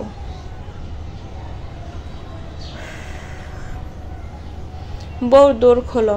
নিজের শাশুড়ির কণ্ঠ পেতে অলোকানন্দ মন শান্ত হলো। বিকেলে অবশ্য মানুষটার আদেশ সে অমান্য করেছিল, কিন্তু তার যে বাড়িতে সবচেয়ে ভরসাস্থল এটাই, তা কি সে জানে না? অলকানন্দা আঁচলটা টেনে বাহুতে তুলল, অতঃপর ধীরগতিতেই দরজাটা খুলল। পুত্রবধূকে দরজা খুলতে দেখে সুরবালা চোখ মুখ শক্ত করে তাকালেন। কঠোর মুখেই অলকানন্দের ঘরে ঢুকলেন। সবটাই নিবিড় চোখে পরখ করল অলকানন্দা। তাকে এতদিন সাথ দেওয়া মানুষটাও যে আজ তার উপর রুষ্ট, তা তার বুঝতে অসুবিধা হলো না।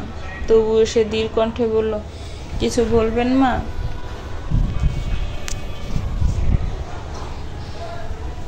তুমি কি কাউকে পছন্দ করো বউ? শাশুড়ির আচমকে কেমন প্রশ্নে হতবিহ্বল হলো অলকানন্দা। ফ্যালফ্যাল চেয়ে থেকে বলল, কি বলছেন মা?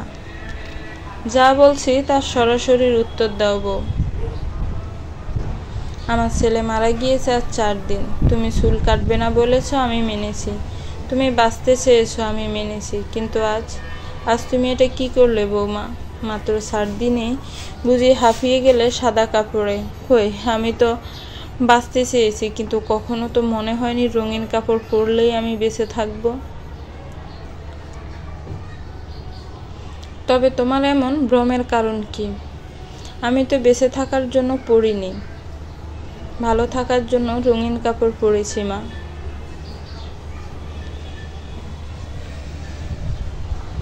সাদা কাপড়ে ভালো থাকা যায় না? হয়তো ভালো থাকা যায়, কিন্তু কতটুকু ভালো আছি সেটা দেখানো যায় না।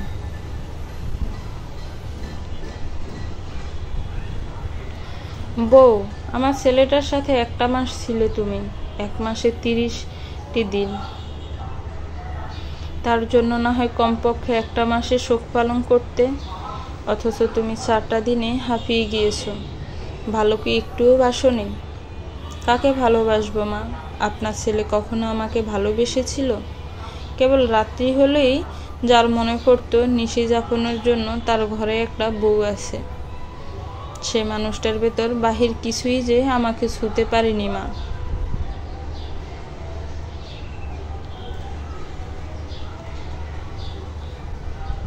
সুরবালার কোমল মন হুট করে যেন শক্ত হয়ে গেল।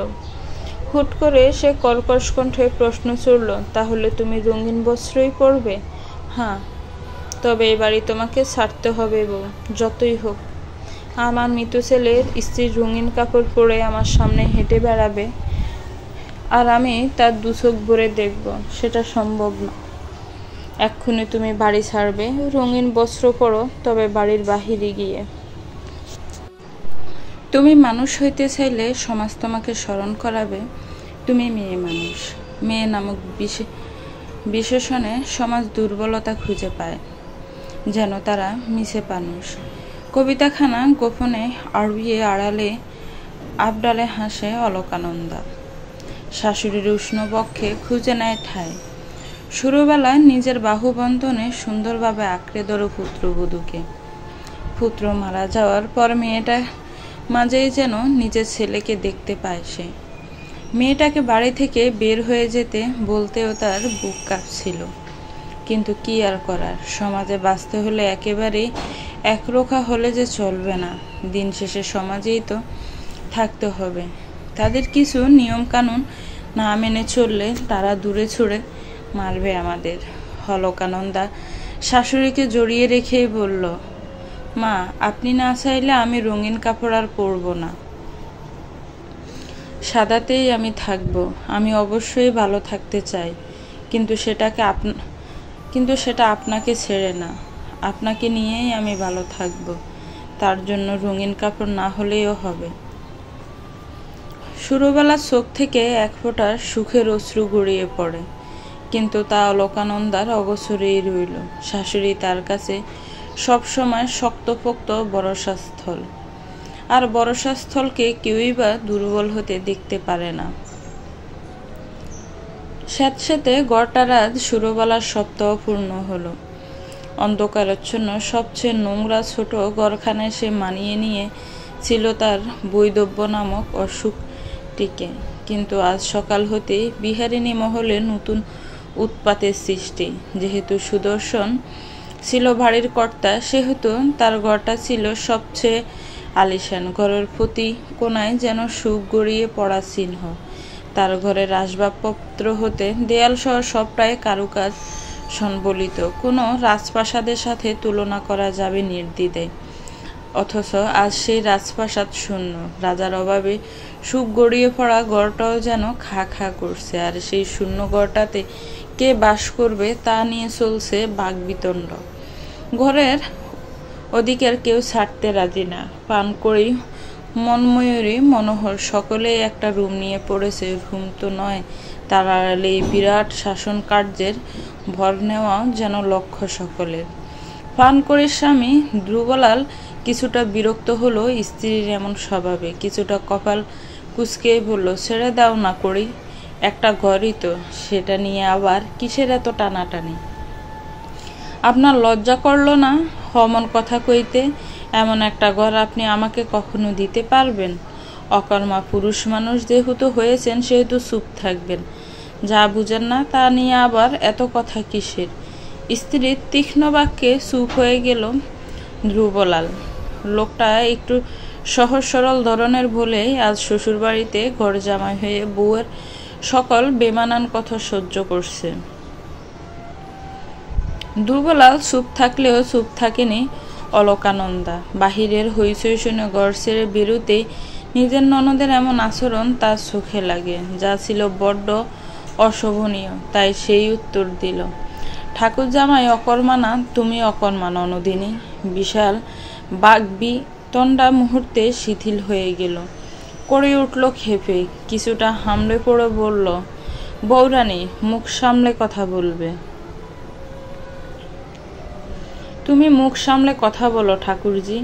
বয়সে তুমি আমার বড় হলেও সম্পর্কে আমি তোমার গুরুজন, তাই তোমার এমন আচরণ মোটেও আমি মানব না। আর আমি ঠাকুর জামাইয়ের মতন অত ভালোও না যে তোমার এমন নির্মম আচরণ সহ্য করব। ঠাকুর জামাই তোমাকে বড় ভালোবাসে আর শ্রদ্ধা করে বলেই এমন বড়া সবাই অপমানিত হয়েও জবাব দেয়নি। কিন্তু যে সম্মান বুঝে না তাকে আদৌ সম্মান দেওয়া যায়?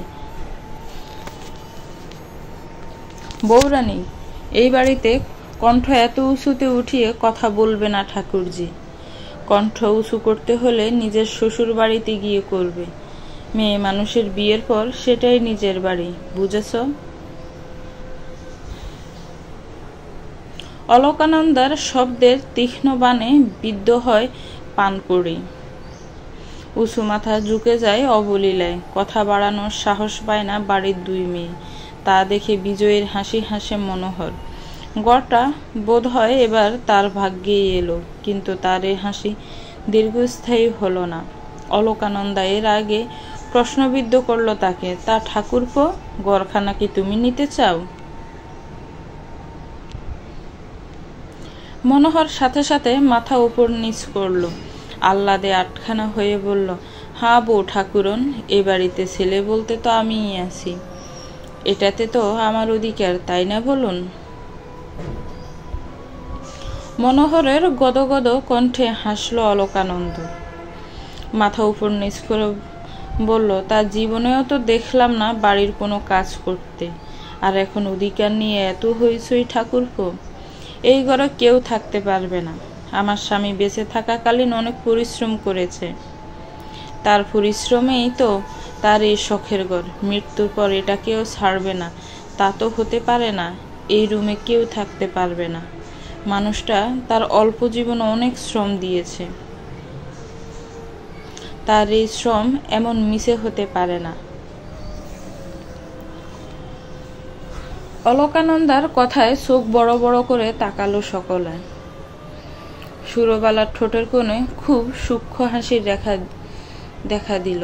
সে বরাবরই বুঝে এসেছে তার পুত্রবধূর মনে তার পুত্রর সম্পর্কিত কোনো অনুভূতি নেই, অথচ আজকের কথায় তা মনে হলো না মোটেও। মনোহরের চোখে মুখে কিছুটা রাগ দেখা গেল। রাগ দেখা দিল নন্দন মশাইয়ের মুখমণ্ডলেও। সে তো প্রায় খেকিয়েই বলে উঠলেন, তোমার কথাই কি এখন সব হবে নাকি? কোন মুখে কথা বলো তুমি?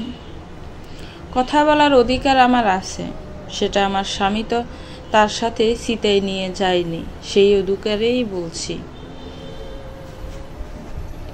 মাগি মেয়ে মানুষ বলেই এত কথা বলে, লাজ লজ্জা মোটেও নেই। ফিসিমান মিশ্রি গালিতেও হাসল অলকানন্দা। মাথার ঘোমটাটা আর একটু টেনে বলল, শুনেছি রতনের রতন চেনে।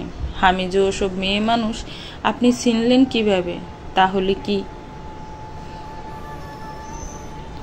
অলকানন্দার কথা সম্পূর্ণ হওয়ার আগে একটা সুরেলা মেয়েলি কণ্ঠ ভেসে এলো। তাহলে বলা যায় মাগি, তবে মাগি চিনেছে, তাই না? সুরেলা মেয়ে কণ্ঠে চমকে উঠল উপস্থিত সকালে। কণ্ঠের মালিকের দিকে তাকাতে একটা সুন্দর নারী মূর্তির মুখমণ্ডল দৃষ্টিগোচর হলো। লক্ষ্মী দেবী হতভম্ব চোখে সে অবাক কণ্ঠে বলল, তরঙ্গিনী, তুই আমারে অমন কথা কইতে পারলি? তরঙ্গিনী নামের মেয়েটির লতার মতন অঙ্গখানি হাসিতে লুটুপুত্রি খেল। নীল রঙের চকচকে শাড়িখানার আঁচল দুলাতে দুলাতে বলল, তোমারা আমি অমন কথা কইতে পারি জেঠি? তুমি হলে গিয়ে সতী সাবিত্রী নারী।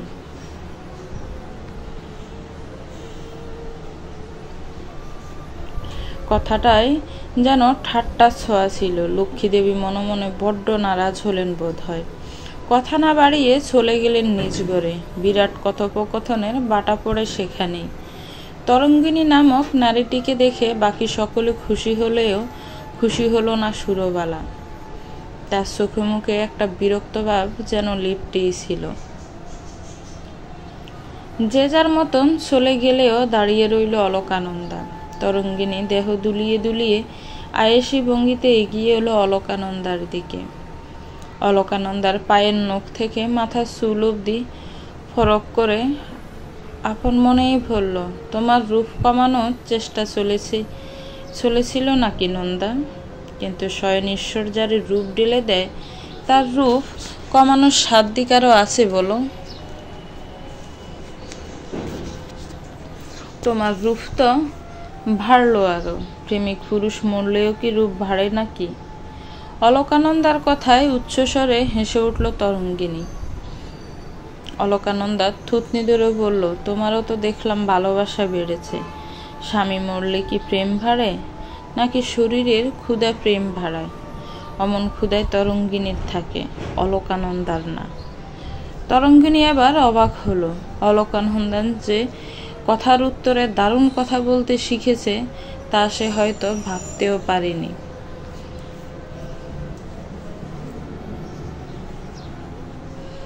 দিন পেরিয়ে রাত হলো। প্রকৃতি তখন ঝিমিয়ে এলো দারুণ ক্লান্তিতে। অলকানন্দা শুয়েছিল তার বিছানায়। তার মধ্যে গড় উপস্থিত হলো প্রসাদ। এসে বরাবরের মতন দরজায় শব্দ তুলল। তার উপস্থিতি জানান দিল। অলকানন্দা ঘাড় ঘুরিয়ে তাকালো। প্রসাদকে দেখে তৎক্ষণাৎ উঠে বসল। ব্যতিব্যস্ত কণ্ঠে বলল, আসুন আসুন। প্রসাদ গম্ভীর মুখে ভেতরে প্রবেশ করল। রাশবাড়ি কণ্ঠে বলল, পড়াশোনার ব্যাপারে কিছু তো জানালেন না। আগামী বুধবার আপনার পরীক্ষা, হাতে আর 4 দিন অবশিষ্ট আছে।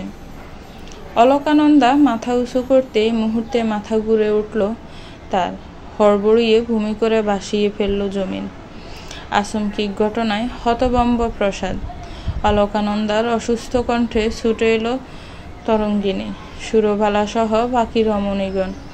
কৃষ্ণপ্রিয়া গিয়ে জড়িয়ে ধরল মেয়েটাকে। আর্তনাদ করে উঠল, লক্ষ্মী দেবী, এমা বউ, তুমি কি পোয়াতি হলে নাকি? বিহারিণী মহলের ভেতর কবিরাজ ডাকা হলো। গুমর চেহারা নিয়ে দাঁড়িয়ে রইল এক একজন মানুষ। প্রায় বেশিরভাগ মানুষই ভয় মেয়েটার ভেতর না আবার নতুন কোনো প্রাণ চলে আসে। কবিরাজ বিজ্ঞ হাতে পরীক্ষা নিরীক্ষা করেন। কতক্ষণ নিজের অভিজ্ঞতা নিয়ে অলকানন্দাকে প্রখর করে নেন। অলকানন্দার ভেতরে কোনো বাবা বেগে দেখা যায় না। বয়স্ক কবিরাজ তা দেখে ব্রু কুঁচকায়। একই গ্রামের বিদে সে অলকানন্দাকে ছোটবেলা থেকেই চেনে। আর সেই সুবাদে প্রশ্ন করল, নন্দু, তুই ভয় পাচ্ছিস না? কবিরাজের প্রশ্ন ঢামে মামে মাথা নাড়ায় অলকানন্দা, যার অর্থ না। কবিরাজ অলকানন্দার এমন উত্তরে কুচকালো ব্রু আরও কুচকে ফেলে। অবাক কণ্ঠ বলে, ভয় পাচ্ছিস না কেন? তোর বয়স কম, তার উপর তোর স্বামী নেই। এখন যদি নতুন একটা ফান দেখা দেয় তোর ভেতরে, কিভাবে বাঁচবি বল? তোর তো এখনো নিজেরই ঠিকানা হলো না। দাদু, এমন কিছু যে আদৌ হয়নি তা তুমিও জানো, আমিও জানি। আমি বলেছিলামও ওদের যেন ডাক্তার বৈদ্য না ডাকে, তবুও ওদের মনের খুঁতখুঁত পরিষ্কার করতে তোমাকে এনেই ছাড়লো। তুই কিভাবে বুঝলি এমন কিছু যে হবে না? অলকানন্দা এহেন প্রশ্নে একটু অস্বস্তি বোধ করল। তার চোখে মুখে দেখা দিল সে অস্বস্তির ছায়া, যা দেখে অভিজ্ঞ জহরাল হয়তো বুঝে গেলেন কিছু। অতঃপর অলকানন্দার মাথায় হাত বুলিয়ে বলল, তোর জীবনযুদ্ধ সহজ হোক এই প্রার্থনাই করি। তোর ধারণাই ঠিক, তোর তেমন কিছুই হয়নি। খাবার দাবার সঠিক পাচ্ছিস না বলে শরীর দুর্বল হয়ে গেছে, সাবধানে থাকিস। জহরলালের কথায় ঘাড় নাড়ে অলকানন্দা। অতঃপর আরাম করে শরীর এলিয়ে দেয় মাটিতে বিছিয়ে রাখা শীতল পাটিখানায়। জহরলাল ততক্ষণে ঘর ছেড়ে বাহিরে চলে যায়। বাহির থেকে ভেসে আসে সকলের হরেক রকমের কণ্ঠ। তা শুনে হাসে অলকানন্দা। তার একটু শরীরের অসুস্থতায় যে সকলের ঘুম কেড়ে নিয়েছে তা আর বুঝতে বাকি রইল না তার। অথচ এই চিন্তা শরীর নিয়ে না, এই চিন্তা সম্পত্তি নিয়ে। যদি সম্পত্তির ভাগিদার চলে আসে তবে তো সকলের মাথায় আকাশ ভেঙে পড়ত। অলকানন্দ চোখ বন্ধ করে ফেলে আনমনে। চোখের ওপর ভেসে ওঠে তার বৈবাহিক জীবনের প্রথম রাতের কথা। যে রাতে ঘরে স্বামী প্রবেশ করার কথা, সে রাতে তার ঘরে প্রবেশ করেছিল স্বামীর মনোরঞ্জন করা নারী তরঙ্গিনী। মাখনের মতন দেহখানি দুলিয়ে দুলিয়ে এগিয়ে গিয়েছিল তার কাছে। অলকানন্দা তখন নতুন বউ।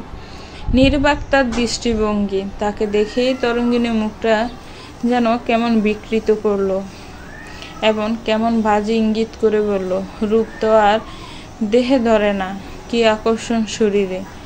আমার নাগর না আবার এই দেহেই আটকে যায়। অলকানন্দার তখন লজ্জায় ঘৃণায় শরীরে আলাদা শিহরণ বয়ে যায়। তরঙ্গিনী তখন খিলখিল করে হেসে বলে, কার জন্য এত সাজ তোমার? আমি অনুমতি না দিলে তোমার স্বামী নামক পুরুষ এক পাও ফেলবে না এই ঘরে। তোমার স্বামী আমায় ভালোবাসে। অলকানন্দা তখন মুখ চোখ শক্ত করে রেখেছিল। তরঙ্গিনী তা দেখে কত হেসেই না লুটুপুটি খেল। তারপর কোমর দুলিয়ে বেরিয়ে গেল ঘর ছেড়ে। কিন্তু তরঙ্গিনীর কথাই সেদিন সত্যি হতে যাচ্ছিল। সত্যিই সুদর্শন নতুন বধূকে চির অপেক্ষায় রেখে আর পা দেয়নি নিজের ঘরে। রাত তখন মাঝামাঝি। লাজ লজ্জা চলাঞ্জলি দিয়ে অলকানন্দার কুলে সজ্জিত করে উপস্থিত হয় তার শাশুড়ি সুরবালা এবং শক্ত কণ্ঠে আদেশ করেন যেন এক্ষুনি তার স্বামীকে নিজের ঘরে নিয়ে আসে। নতুন বধূ শাশুড়ির আজ্ঞা ফেলতে না পেরে হাত ঘোমটা টেনে বেরিয়ে যায় স্বামীর উদ্দেশ্যে। এই বিরাট বাড়ির একটা কোনায় রুমেই নিজের স্বামীকে পায় তরঙ্গিনীর সাথে, যারা অপবিত্র সুখে নিমজ্জিত ছিল। অলকানন্দার তো দুশো তখন অশ্রুতে টইটুম্বুর। যে মানুষটাকে নিজের স্বামী হিসাবে পেয়েছে তাকে অন্য কোনো নারীর সাথে কেই বা সহ্য করতে পারে? সেদিন অলকানন্দার অশ্রু দেখে হেসেছিল তরঙ্গিনী। সুদর্শন তো নতুন বধূর ঘরে যেতেই নারাজ। অতঃপর তরঙ্গিনী গোপনে নিয়ে তাকে শর্ত দেয়, তার দেওয়া কিছু ওষুধ অলকানন্দাকে রোজ খেতে হবে, তবেই সে তার স্বামীকে পাবে। ছোট অলকানন্দা সেই শর্তে রাজি হয় এবং তারপরেই তরঙ্গিনীর ইচ্ছেতে সুদর্শন অলকানন্দার সাথে নিজেদের ঘরে যায়। তরঙ্গিনীর কাছ থেকে যে সুদর্শন এনেছিল, ঘরে প্রবেশ করতেই সেই সুদর্শনের চেহারা বদলে যায়। নারী দেহ পেতেই সে সিংহ হয়ে ওঠে। অলকানন্দা ভেবেছিল সুদর্শন হয়তো তরঙ্গিনীকে ভালোবাসে, কিন্তু সেদিন রাতে সুদর্শনের করা আচরণই তাকে বুঝিয়ে দিয়েছিল সুদর্শন নারী আত্মা না, নারী দেহে ভালোবাসে। তার কাছে হয়তো দেহটাই মুখ্য, হোক সেটা তরঙ্গিনী কিংবা অলকানন্দার।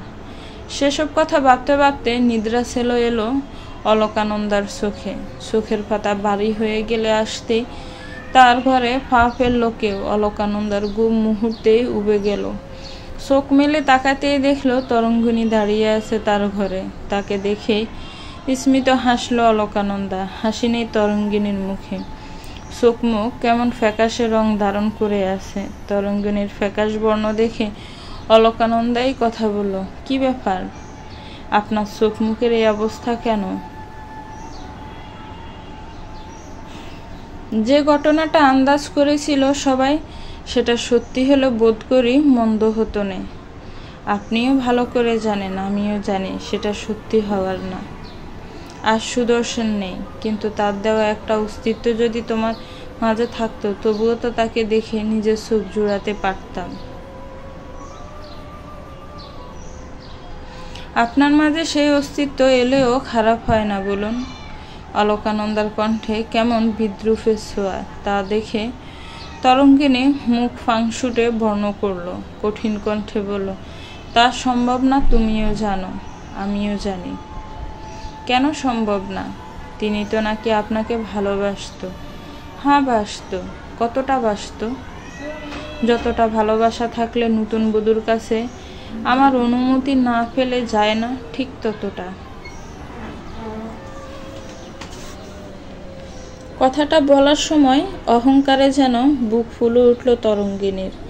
তা দেখে বেশ কিছুটা উচ্চস্বরে হাসলো অলকানন্দা। হাসতে হাসতেই বলল, আপনাকে তিনি ততটাই ভালোবাসত যতটা ভালোবাসলে রাত কাটানো যায়, কিন্তু বিয়ে করা যায় না। ঠিক ততটাই ভালোবাসত যতটা ভালোবাসলে আপনার শরীর চেয়ে এসে আরেকজনের শরীরে আটকাতে তার 2 দণ্ডও লাগেনি।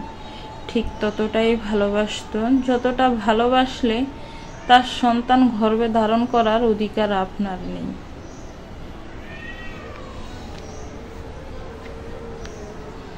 তরঙ্গিনী আর কোনো কথা বলল না। চিরসত্যি মানতে সবারই কষ্ট হয়, তরঙ্গিনীরও হয়েছে। সত্যি হজম করার চেয়ে কষ্টের বোধ হয় কিছু নেই। আর একটা নারীর কাছে এটা মানা খুবই বেদনাদায়ক যে তার প্রেমিক তার মনকে না, কেবলমাত্র তার দেহকে ভালোবেসেছিল। শুনুন। তরঙ্গিনী অলকানন্দার ডাকে ফিরে তাকালো। চোখে মুখে প্রশ্নের ছড়াছড়ি। যা দেখে অলকানন্দই প্রশ্ন করল, আপনি বিয়ে করেননি কেন? যে মানুষ বিয়ে করবে বলে কথা দিয়েছিল সে কথা রাখেনি। কথা শেষ করে তরঙ্গিনী বেরিয়ে গেল। অলকানন্দার বুক ছিঁড়ে বেরিয়ে এলো দীর্ঘশ্বাস। পুরুষ মানুষকে সেনা ভরো দেয়। গভীর রাতে অলকানন্দার ঘরে জ্বলছে লণ্ঠন। আগামীকাল তার স্কুলের পরীক্ষা শুরু।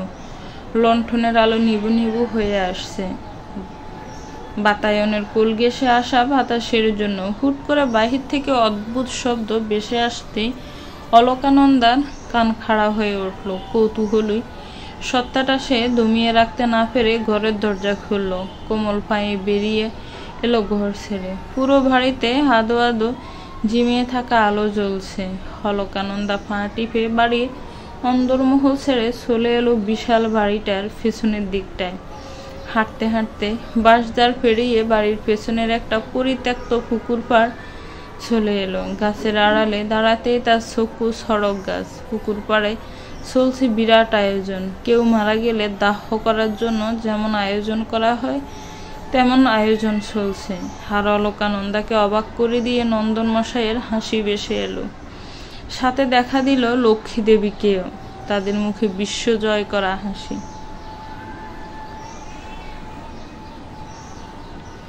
দিগল কালো রজনী কেমন উন্মাদনায় মেতেছে। নন্দন মশাই হেসে কুটুকুটি হাসি দেখা গেল লক্ষ্মী দেবীর ঠোঁটের কোণাতেও। অলকানন্দা বড় অস্বস্থ গাছের আড়াতে দাঁড়িয়ে সেই সুখ দেখছে। তার এখনো মস্তিষ্ক অব্দি ঘটনা পৌঁছাতে পারেনি আসলে এখানে হচ্ছেটা কি। অলকানন্দা আর ভাবতে হলো না কষ্ট করে। তার আগেই পরিচিত সেই ব্রাহ্মণের কণ্ঠ ভেসে এলো, কন্যাকে আনিতে হবে এখনই, দাহ করার সঠিক সময় হইয়া গিয়েছে। আকাশে কেমন ভরা পূর্ণিমা, নিয়ে আসুন ওনাকে। অলকানন্দা ড্যাব ড্যাব করে তাকিয়ে রইল। কাকে আনার কথা বলছে সেও দেখতে চায়। ব্রাহ্মণের আদেশ পেতেই লক্ষ্মী দেবী হন্তদন্ত পায়ে ছুটে গেল কোথাও একটা। গম্ভীর আধারে মিশে গেল লক্ষ্মী দেবীর সুন্দর দেহটা। অলকানন্দা গভীর ভাবে অপেক্ষা করল, ঠিক কাকে এখানে আনা হবে সেটাই জানার আগ্রহ তার। অলকানন্দার অপেক্ষার সমাপ্তি ঘটল। ঠিক মিনিট 5 পরে লক্ষ্মী দেবীকে ছুটে আসতে দেখা গেল হন্তদন্ত পায়ে। হাঁপিয়ে গেছে মানুষটা ছুটতে ছুটতে। অলকানন্দার এতক্ষণের অপেক্ষাকে বিশ্রাম দিয়ে উচ্চারণ করলো কাঙ্ক্ষিত বাক্য, ও মেয়ে তো ঘরে নেই, কোথায় গেল? ঘুমিয়েছিল দেখছিলাম, এখন দেখি ঘর খালি। লক্ষ্মী দেবীর কথায় চমকে গেল নন্দন মশাই। কিছুটা উচ্চস্বরেই বলল, কি? নন্দন মশাইয়ের মাথায় যেন আকাশ ভেঙে পড়ল। কথাটা সে মোটেও আশা করেনি। যেন বামন ঠাকুর উঠে দাঁড়ালেন, ধমকে বললেন, এত যজ্ঞ আয়োজন করিয়া এই কথা বলিলে কোনো লাভ হবে?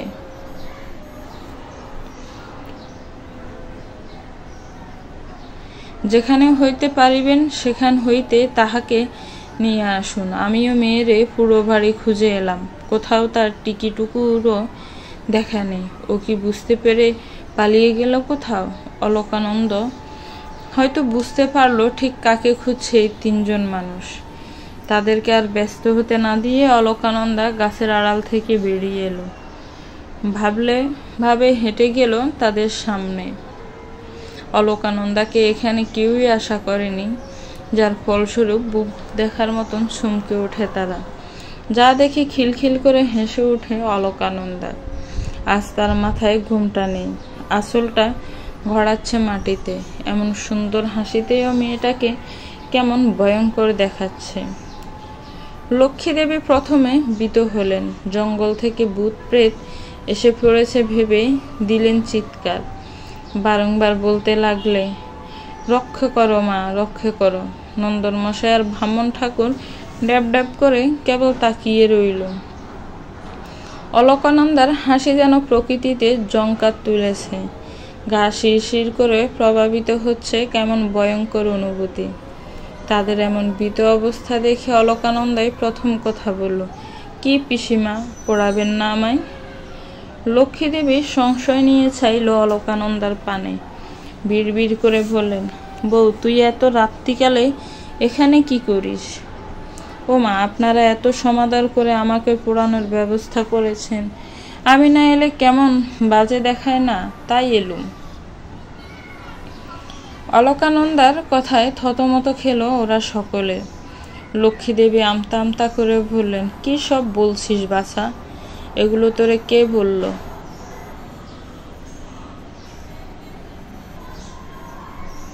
আপনি আমাকে খুঁজতে গেলেন, অথচ এখন এসব বলছেন পিসিমা? মিথ্যা কথা বলা কিন্তু পাপ। চলেন পিসিমা, আমি বেদবা দেখে আমাকে পড়াতে চাচ্ছেন। আপনিও তো বেদবা, চলুন আজ দুজনে একসাথে পড়ব। আসেন পিসিমা, আসেন। আজকে কাকা বাবু আর ঠাকুর মশাইয়ের সব পূর্ণ করে দিয়ে যাব, আসুন। লক্ষ্মী দেবী ভীত হলেন, দ্রুত ছুটে চলে গেলেন। আজ অলকানন্দাকে ভীষণ ভয় লাগছে তার। মেয়েটা যেমন যাতে একটা কিছু করে ফেলতে পারে।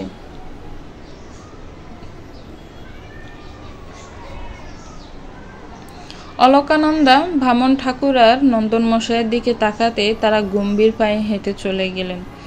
অলকানন্দার এতক্ষণে ঠোঁটে খেলতে থাকা হাসির রেখা হ্রাস পেল। বুক ছিঁড়ে বেরিয়ে এলো দীর্ঘশ্বাস। আর সে জেগেছিল বলে বেঁচে গেল। যদি ঘুমিয়ে থাকতো তবে তো আর এই ঘুম আর কখনোই ভাঙত না। নিজের এত সৌভাগ্য দেখে কান্না পেল অলকানন্দার। দৈর্ঘ্যের হিসেবে ছোট জীবনটার দুঃখের প্রস্থতা এত বেশি কেন? অলকানন্দার দীর্ঘশ্বাস কেবল গাছপালাকে নিবিড় ভঙ্গিতে ছুঁয়ে দিল। এছাড়া আর তেমন কোনো হেলদোল হলো না বোধ করি। বিধবা তো তাদের আবার কষ্টগুলো কাউকে স্পর্শ করতে পারে না, প্রকৃতি সে অধিকার দেয়নি। সকাল হতে শুদ্ধ বস্ত্র পরে তৈরি অলকানন্দা। আজ সে স্কুলে যাবে, আজ থেকে তার পরীক্ষা শুরু। যদিও সে জানে না আদৌ তাকে যেতে দেওয়া হবে কিনা। তবুও সে অনির্দিষ্ট একটা আকাঙ্ক্ষা নিয়ে তৈরি হলো। জীবনে এগোতে হলে এটার বিকল্প যে নেই।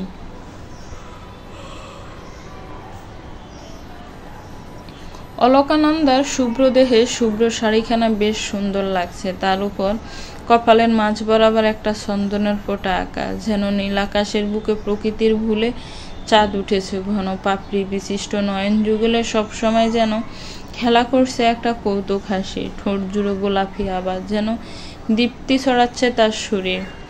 অলকানন্দার ঘর থেকে বের হওয়ার মুহূর্তে ঘরে উপস্থিত হলো মন্ময়ূরীর স্বামী প্রসাদ। সাদা পাঞ্জাবি পরা লোকটাকে খারাপ লাগছে না দেখতে, বরং ভীষণ সুন্দর লাগছে। সে ঘরে প্রবেশ করেই গম্ভীর কণ্ঠে প্রশ্ন ছুড়লেন, সব পড়েছিলেন তো? অলকানন্দা আসন টেনে ঘুমটা দিল, উপর নিচ মাথা নাড়িয়ে বলল, পড়েছি। পারবেন? না পারলে আমি আছি। আমি আছি কথাটার মাঝে অলকানন্দা যেন ভরসা খুঁজে পেল। অনুভব করলো খুব কাছের কেউ তাকে আশ্বস্ত করছে। মানুষটাকে বড্ড আপন আপন লাগে কেন? এত আপন লাগার কারণ কি? অলকানন্দা উত্তর খুঁজে পায় না, উত্তর খুঁজতেও চায় না। পরিবেশের বিপরীতে থাকা অনুভূতিকে প্রশ্রয় দেওয়া জীবনের সবচেয়ে বড় পাপ। সাদা শাড়ি আপনার পরতেই হয়, এটা করে নিজেকে বিধবা নামক দুর্বল খোলসে আটকে রাখার কোনো কারণ কি আছে? প্রসাদের এত গাম্ভীর্যে সঙ্গে করা প্রশ্নের উত্তর খুঁজে পায় না অলকানন্দা। সাদা শাড়ি পরতে একেবারেই তার খারাপ লাগছে তেমনটা না। যার মন বিষাদে আক্রান্ত, তার কাছে লাল সাদা দুটোই কেবল রং মাত্র, তাদের বিশেষ কোনো সত্তা নেই। কিন্তু প্রসাদের প্রশ্নের বিপরীতে ঘরের দরজা থেকে একটা গম্ভীর পুরুষালী কণ্ঠ ভেসে এলো, সাদা কি কেবল বিধবাই বোঝায়? অথচ পবিত্রতার প্রতীক সাদা। মাস্টারমশাই কি সেটা জানে না? মাস্টারমশাইয়ের দৃষ্টিভঙ্গির বদল প্রয়োজন। অলকানন্দাকে বিধবা নামক শেকল আঁকড়ে ধরতে পারবে না কখনো। তাই সাদাটা তার জন্য কেবল শান্তি আর পবিত্রতাই বহন করে। ভাবনা বদলালেই তো বাঁচা যায়, তবে কেন অশান্তি? অলকানন্দা সহ অবাক হলো প্রসাদ। দরজায় দাঁড়িয়ে আছে শ্যামলা বর্ণের মায়ামুখের একজন পুরুষ, ঠোঁট জুড়ে হাসির রেখা। অলকানন্দা ফেল ফেল নয়নে তাকিয়ে রইল। সে নিজের মস্তিষ্কে অনেক জোর প্রদান করেও মনে করতে পারল না এই পুরুষের ঠিকানা, পরিচয়। প্রসাদ অবাক কণ্ঠে বলল, নবনীল যে? নবনীল নামে ছেলেটা হেলতে দুলতে ঘরে প্রবেশ করল। অলকানন্দার অবাক দৃষ্টি বিনিময়ে বলল, আমায় চিনেছেন তো?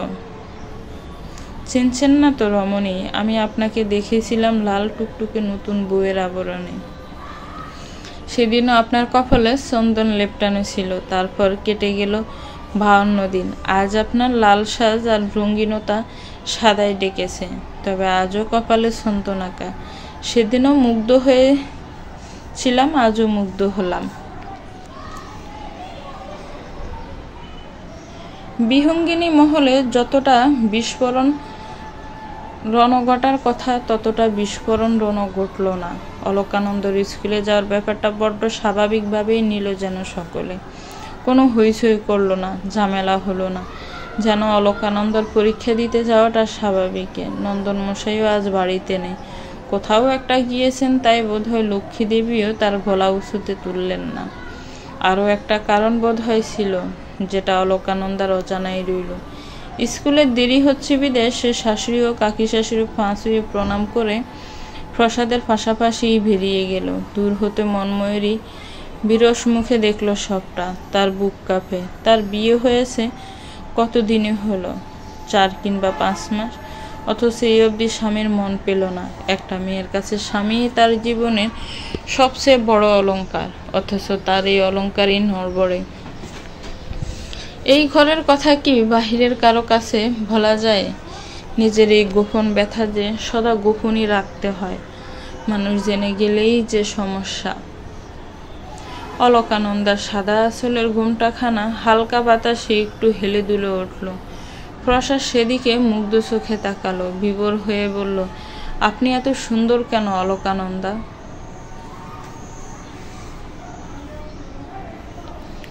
অলকানন্দার ভীষণ অস্বস্তি হলো। যতই হোক প্রসাদকে সে বড্ড সম্মানের চোখে দেখে।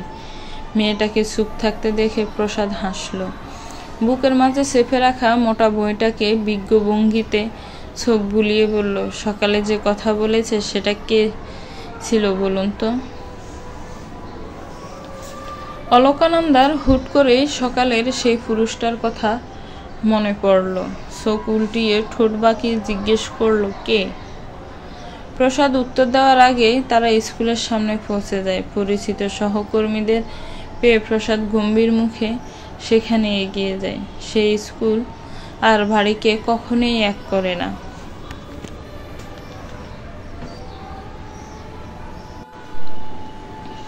অলকানন্দ মাথা নত করে নিজের শ্রেণীকক্ষের দিকে এগিয়ে গেল। তাদের গ্রামের খুব অল্প সংখ্যক মেয়ে স্কুলে পড়ে। তার মাঝে ওদের ক্লাসের সবচেয়ে কম, কারণ এতটুকু অবধি কেউ পড়াশোনা করে না। অলকানন্দা ক্লাসে ঢুকতে সকলের চোখ ছানা বড়া হয়ে গেল। বেশ তাজ্জব দৃষ্টিতে সকলে তার দিকে তাকিয়ে রইল। যে মেয়েটার স্বামী শোকে ঘরের এক কোনায় বসে জীবনকে তুচ্ছ ভাবার কথা, সে মেয়েটাই কিনা জীবনকে মূল্যবান করতে স্কুলে এসেছে। এর চেয়ে আশ্চর্যজনক ঘটনা যেন পৃথিবীতে দুটি নেই। সকলকে ড্যাব ড্যাব করে তাকিয়ে থাকতে দেখে অলকানন্দার খানিক অস্বস্তি হলো। সে মাথায় কাপড় কিছুটা টেনে দিয়ে নিজের এক মেয়ে সহপাঠীর সঙ্গে গিয়ে বসল। কিন্তু তখনই ঘটল অপ্রত্যাশিত ঘটনা। অলকানন্দার মেয়ে সহপাঠীটা তড়িৎ গতিতে উঠে দাঁড়ালো, প্রায় নাক মুখ কুঁচকে বলল, ছি ছি নন্দা, তুমি ভেধবা মেয়ে মানুষ হয়ে আমার সাথে বসেছিস কেন? আক্কেল জ্ঞান কি সব বিসর্জন দিলি নাকি? তোমার না অসুস, আমাকে দিলে তো অশুদ্ধ করে। অলকানন্দা সহপাঠীর এমন আচরণে হতভম্ব প্রায়। বিস্মিত নয়ন জোড়া দিয়ে ফেল ফেল করে তাকিয়ে রইল। কিছু বলার ভাষা তার হারিয়েছে যেন। অলকানন্দাকে চুপ থাকতে দেখে মেয়েটা গলার স্বর আরেকটু উঁচু করল, এখনো দাঁড়িয়ে আছো কেন ভাই? এইখান থেকে সরে দাঁড়াও বলছি। কি বিরক্তিকর অবস্থা। এবার অলকানন্দার মস্তিষ্ক ব্যাপারটা আয়ত্তে আনল। ভীষণ অপমানে গায়ে কাটা দিয়ে উঠল অলকানন্দা। চোখ মুখ শক্ত করে বলল, আমি সরব না, এখানেই বসবো প্রতিমা। তোমার ভালো না লাগলে তুমি অন্য কোথাও গিয়ে বসো, যাও।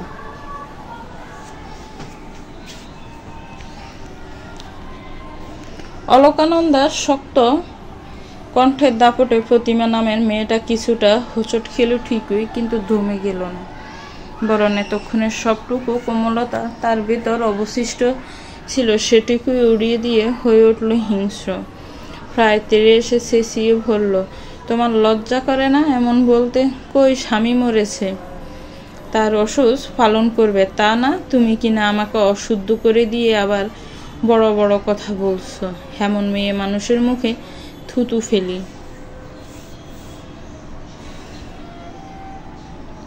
শেষের বাক্যটা অলকানন্দার গায়ে ঘৃণিত অনুভব হতে সপাটা এক চড় বসিয়ে দিল মেয়েটার গালে। পুরো রুম তখন স্তব্ধ।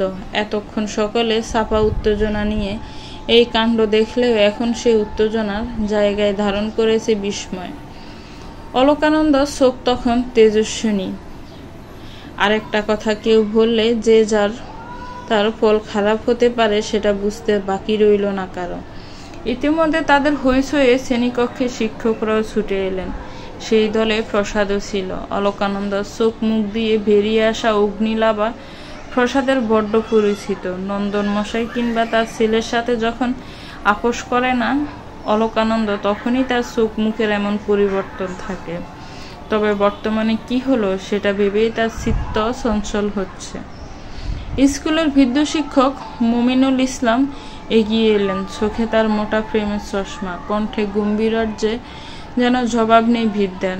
সেই প্রথম গম্ভীর কণ্ঠে জিজ্ঞেস করলেন, হচ্ছেটা কি এখানে? মুখ খুলল প্রতিমা। মাস্টার মশাই, এই এই নন্দা আমাকে সর মেরেছে। শুধু সর মেরেছে নন্দু তোমাকে?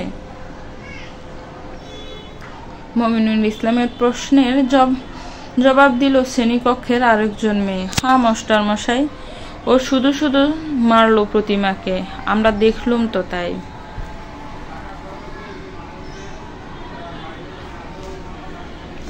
নন্দাকে দেখে আমি ভারী অবাক হচ্ছি। মেয়েটা তো আমাদের গ্রামেরই, ভালো ভেবেছিলাম, কিন্তু স্বামী মরতেই ওর কত রূপ বদল দেখছি। উপস্থিত একজন শিক্ষকের কথায় অলকানন্দার উঁচু মাথা নিচু হয়ে গেল। বাবার মতন শিক্ষক কিনা ভালো মন্দ না জেনেই তাকে বিচার করে ফেলল। মমিনুল ইসলাম হাসলেন উপস্থিত শিক্ষকের কথায়। সেই এখানে সকলের বড়। সেই সুবাদে সেই উক্ত শিক্ষকের নাম ধরে বলল, তা বিষ্ণু, কি কি রূপ বদল দেখলে? মমিনুল ইসলামের প্রশ্নে কিছুটা হতভম্ব হলো বিষ্ণু নামের শিক্ষকটি। অবাক কণ্ঠে বলল, কেন মমিনুল দাদা, আপনি কি শুনেননি অলকানন্দ কি কি করেছে? শুনেছি ও চুল কাটতে চায়নি, রঙিন বস্ত্র পরেছে। আপনি তো জানেন বিধবাদের এসব করা অনুচিত কাজ।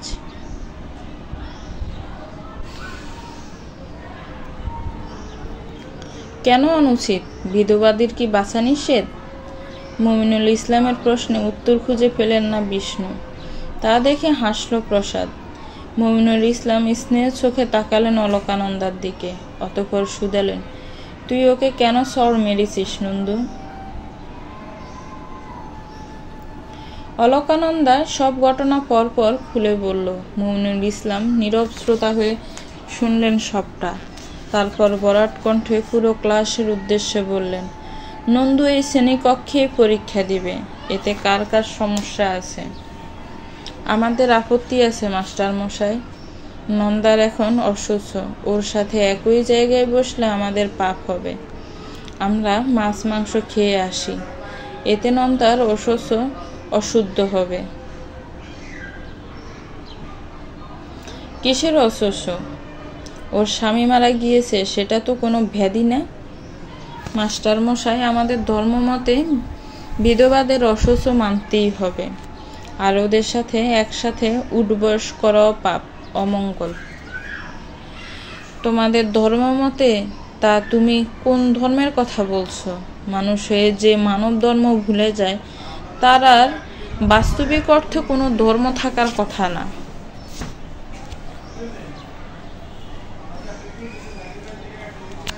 মমিনুল ইসলামের একটা কথায় জব্দ হয়ে গেল এতক্ষণ কথা কাটাকাটি করা মেয়েটা।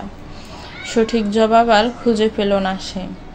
মমিনুল ইসলাম গলা উঁচুতে তুললেন, বজ্রকণ্ঠে বললেন, কেউ যদি নন্দুর সাথে বসতে না চায় তবেও একা পরীক্ষা দিবে, তবুও পরীক্ষা দিবে। তোমাদের কারোই বসার প্রয়োজন নেই।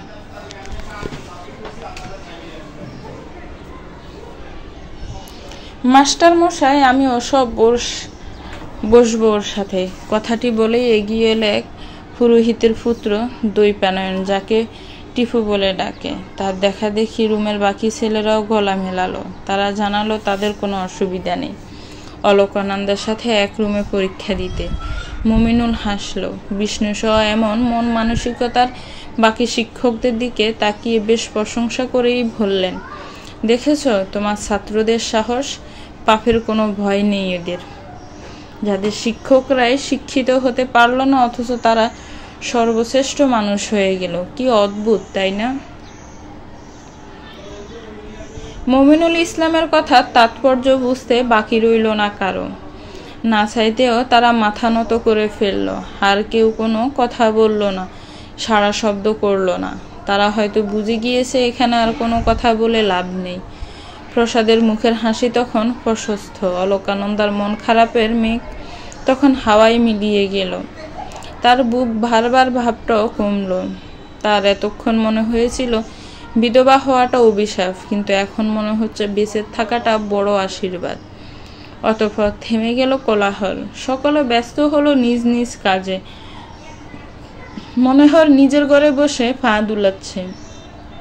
কৃষ্ণপ্রিয়া তখন কেবল চা নিয়ে ঘরে এসেছে। সন্ধ্যাবেলা মানুষটা আবার চা ছাড়া কিছু বুঝে না, হইচই করে চা না হলে আজ একটু দেরি হয়ে গিয়েছে অবশ্য। সেই ভয়ে বুক কাঁপে কৃষ্ণপ্রিয়ার। মনোহর পান থেকে চুন খসলে তার গায়ে হাত তোলে, এত যন্ত্রণা দিয়ে মারে। মাঝে মাঝে ক্লান্ত হয়ে যায় কৃষ্ণপ্রিয়া, আজও তার ব্যতিক্রম হলো না।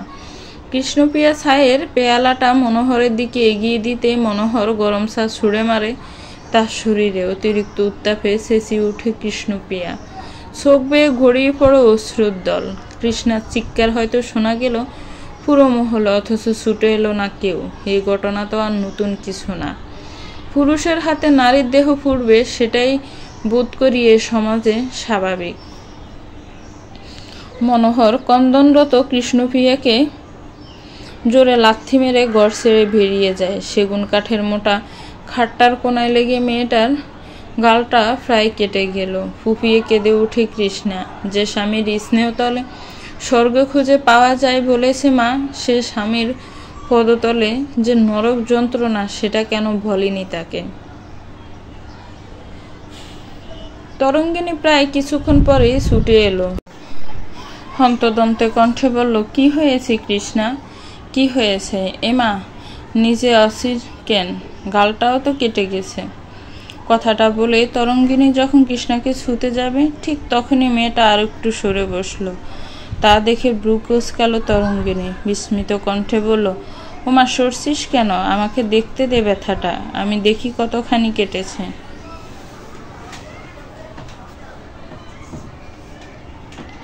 কৃষ্ণপ্রিয়ার কোমল কণ্ঠ কঠিন হয়ে গেল। সে শক্ত কণ্ঠে জবাব দিল, না, তুমি আমাকে ছুঁইও না। তোমার মতন মেয়ে মানুষ আমাকে ছুঁয়ে দিল পাপ লাগবো, পাপ। তরঙ্গিনীর চোখে মুখে তুমুল বিস্ময়। কৃষ্ণ প্রায় খেকিয়ে জবাব দিল, হ্যাঁ পাপ। যে মেয়ে মানুষ পরপুরুষের বিছানায় শোয় তার ছোঁয়া তো পাপই হবে। তরঙ্গিনী প্রথমে হতভম্ব হলেও ঠিক কিছুক্ষণ পর হেসে লুটুপুটি খেল। তুমুল হাসির দাপটে তার শরীর কেঁপে কেঁপে উঠল।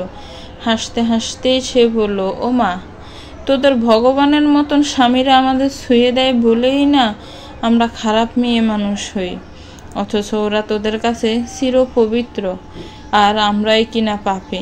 সমাজ ছাড়ি, সতীত্ব ছাড়ি, চরিত্র হারাই আমরা, তার বিনিময়ে কিনে শুনতে হয় আমরা পাপী। তা আমি তোর কাছে কেন পাপী হলাম কৃষ্ণা?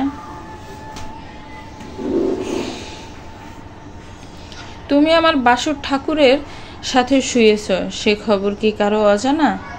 পরপুরুষের সাথে যারা শোয় তাদের কি বলে জানো তো? বেশ্যা। হ্যাঁ, ভালোবেসেছি, বিশ্বাস করেছি বলে যদি আজ আমি বেশ্যা হই, তবে পৃথিবীতে যারা ভালোবেসেছি, বিশ্বাস করেছে, তারা সকলেই বেশ্যা। তুই সে দলের বাহিরে না কৃষ্ণা, তুইও তো ভুল মানুষকে ভালোবেসেছিস। কৃষ্ণপ্রিয়া তরঙ্গিনীর কথার বিপরীতে আর কথা খুঁজে পেল না। তার মাই তো বলেছিল তরঙ্গিনীর সাথে মিশতে না, এমনকি অলকানন্দা দিদির সঙ্গেও যেন ভাবনা জমায়। বিয়ের বয়স পার হওয়া মেয়ে এবং বিধবা মেয়ে দুটোই স্বামীর জন্য বিপজ্জনক। আগুনের কাছে ঘি যেমন। ওহে নারী, আমি কি আপনার এই ছোট্ট ঘরে আসিতে পারি? হাস্যোজ্জ্বল পুরুষ কণ্ঠ শুনতে অলকানন্দার ধ্যান ভাঙল। বই থেকে দৃষ্টি সরিয়ে সে দরজার পানে তাকালো। তার ঘরে দুটো হারিকেনের আলো এবং অন্দরমহলের বড় ঘরটা থেকে কিছু কৃত্রিম আলোয় ঝলমল করছে একটি হাসিমাখা পুরুষের মুখমণ্ডল, যারা হাসির বিস্তৃতি ছড়িয়ে পড়ছে অলকানন্দ ঠোঁট জুড়ে। অলকানন্দা কিছুটা হাসি মুখেই উত্তর দিল, আসুন। নবনীল উত্তর পেতে আর অপেক্ষা করল না, তৎক্ষণাৎ প্রবেশ করলো ঘরে। অলকানন্দার থেকে কিছুটা দূরের মেঝেতে সে বসল। হাসি মুখটা তখনও ভীষণ মায়া মায়া দেখাচ্ছে এবং চকচক করছিল। অলকানন্দার কিছুটা অস্বস্তিও হচ্ছিল। যেহেতু ছেলেটা তার স্বল্প পরিচিত, তবুও সে ঠোঁটে হাসি বজায় রাখল। নবনীল অলকানন্দার বইয়ের দিকে ইশারা করে জিজ্ঞেস করলো, এটা কি বই? বাংলা। বাহ, দারুণ বই। আচ্ছা, আপনি কি জানেন আমি যে অনেক জাদুবিদ্যা জানি?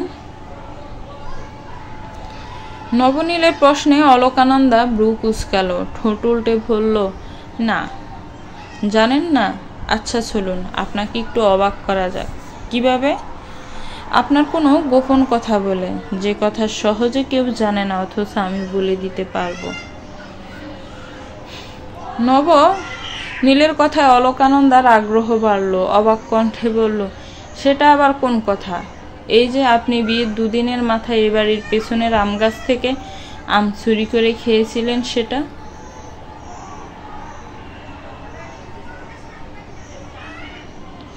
অলকানন্দা এবার গুরুতর চমকে গেল। তার এই গোপন কথাটা কারো জানার কথা না, কিন্তু এমন লজ্জাজনক গোপন কথা অপরিচিত পুরুষের মুখ থেকে শুনে তার লজ্জার অন্ত হইল না। সে মাথা নিচু করে ফেলল তৎক্ষণাৎ। তা দেখে উচ্চস্বরে হেসে উঠল নবনীল। নিজের একগাছি কোকড়া চুল আলতো টেনে বলল, লজ্জা পাওয়ার কিছু নেই, এ কথা কেউ জানবে না। আচ্ছা চলুন, আরেকটা গোপন কথা বলি, ধরুন ববিতব্য।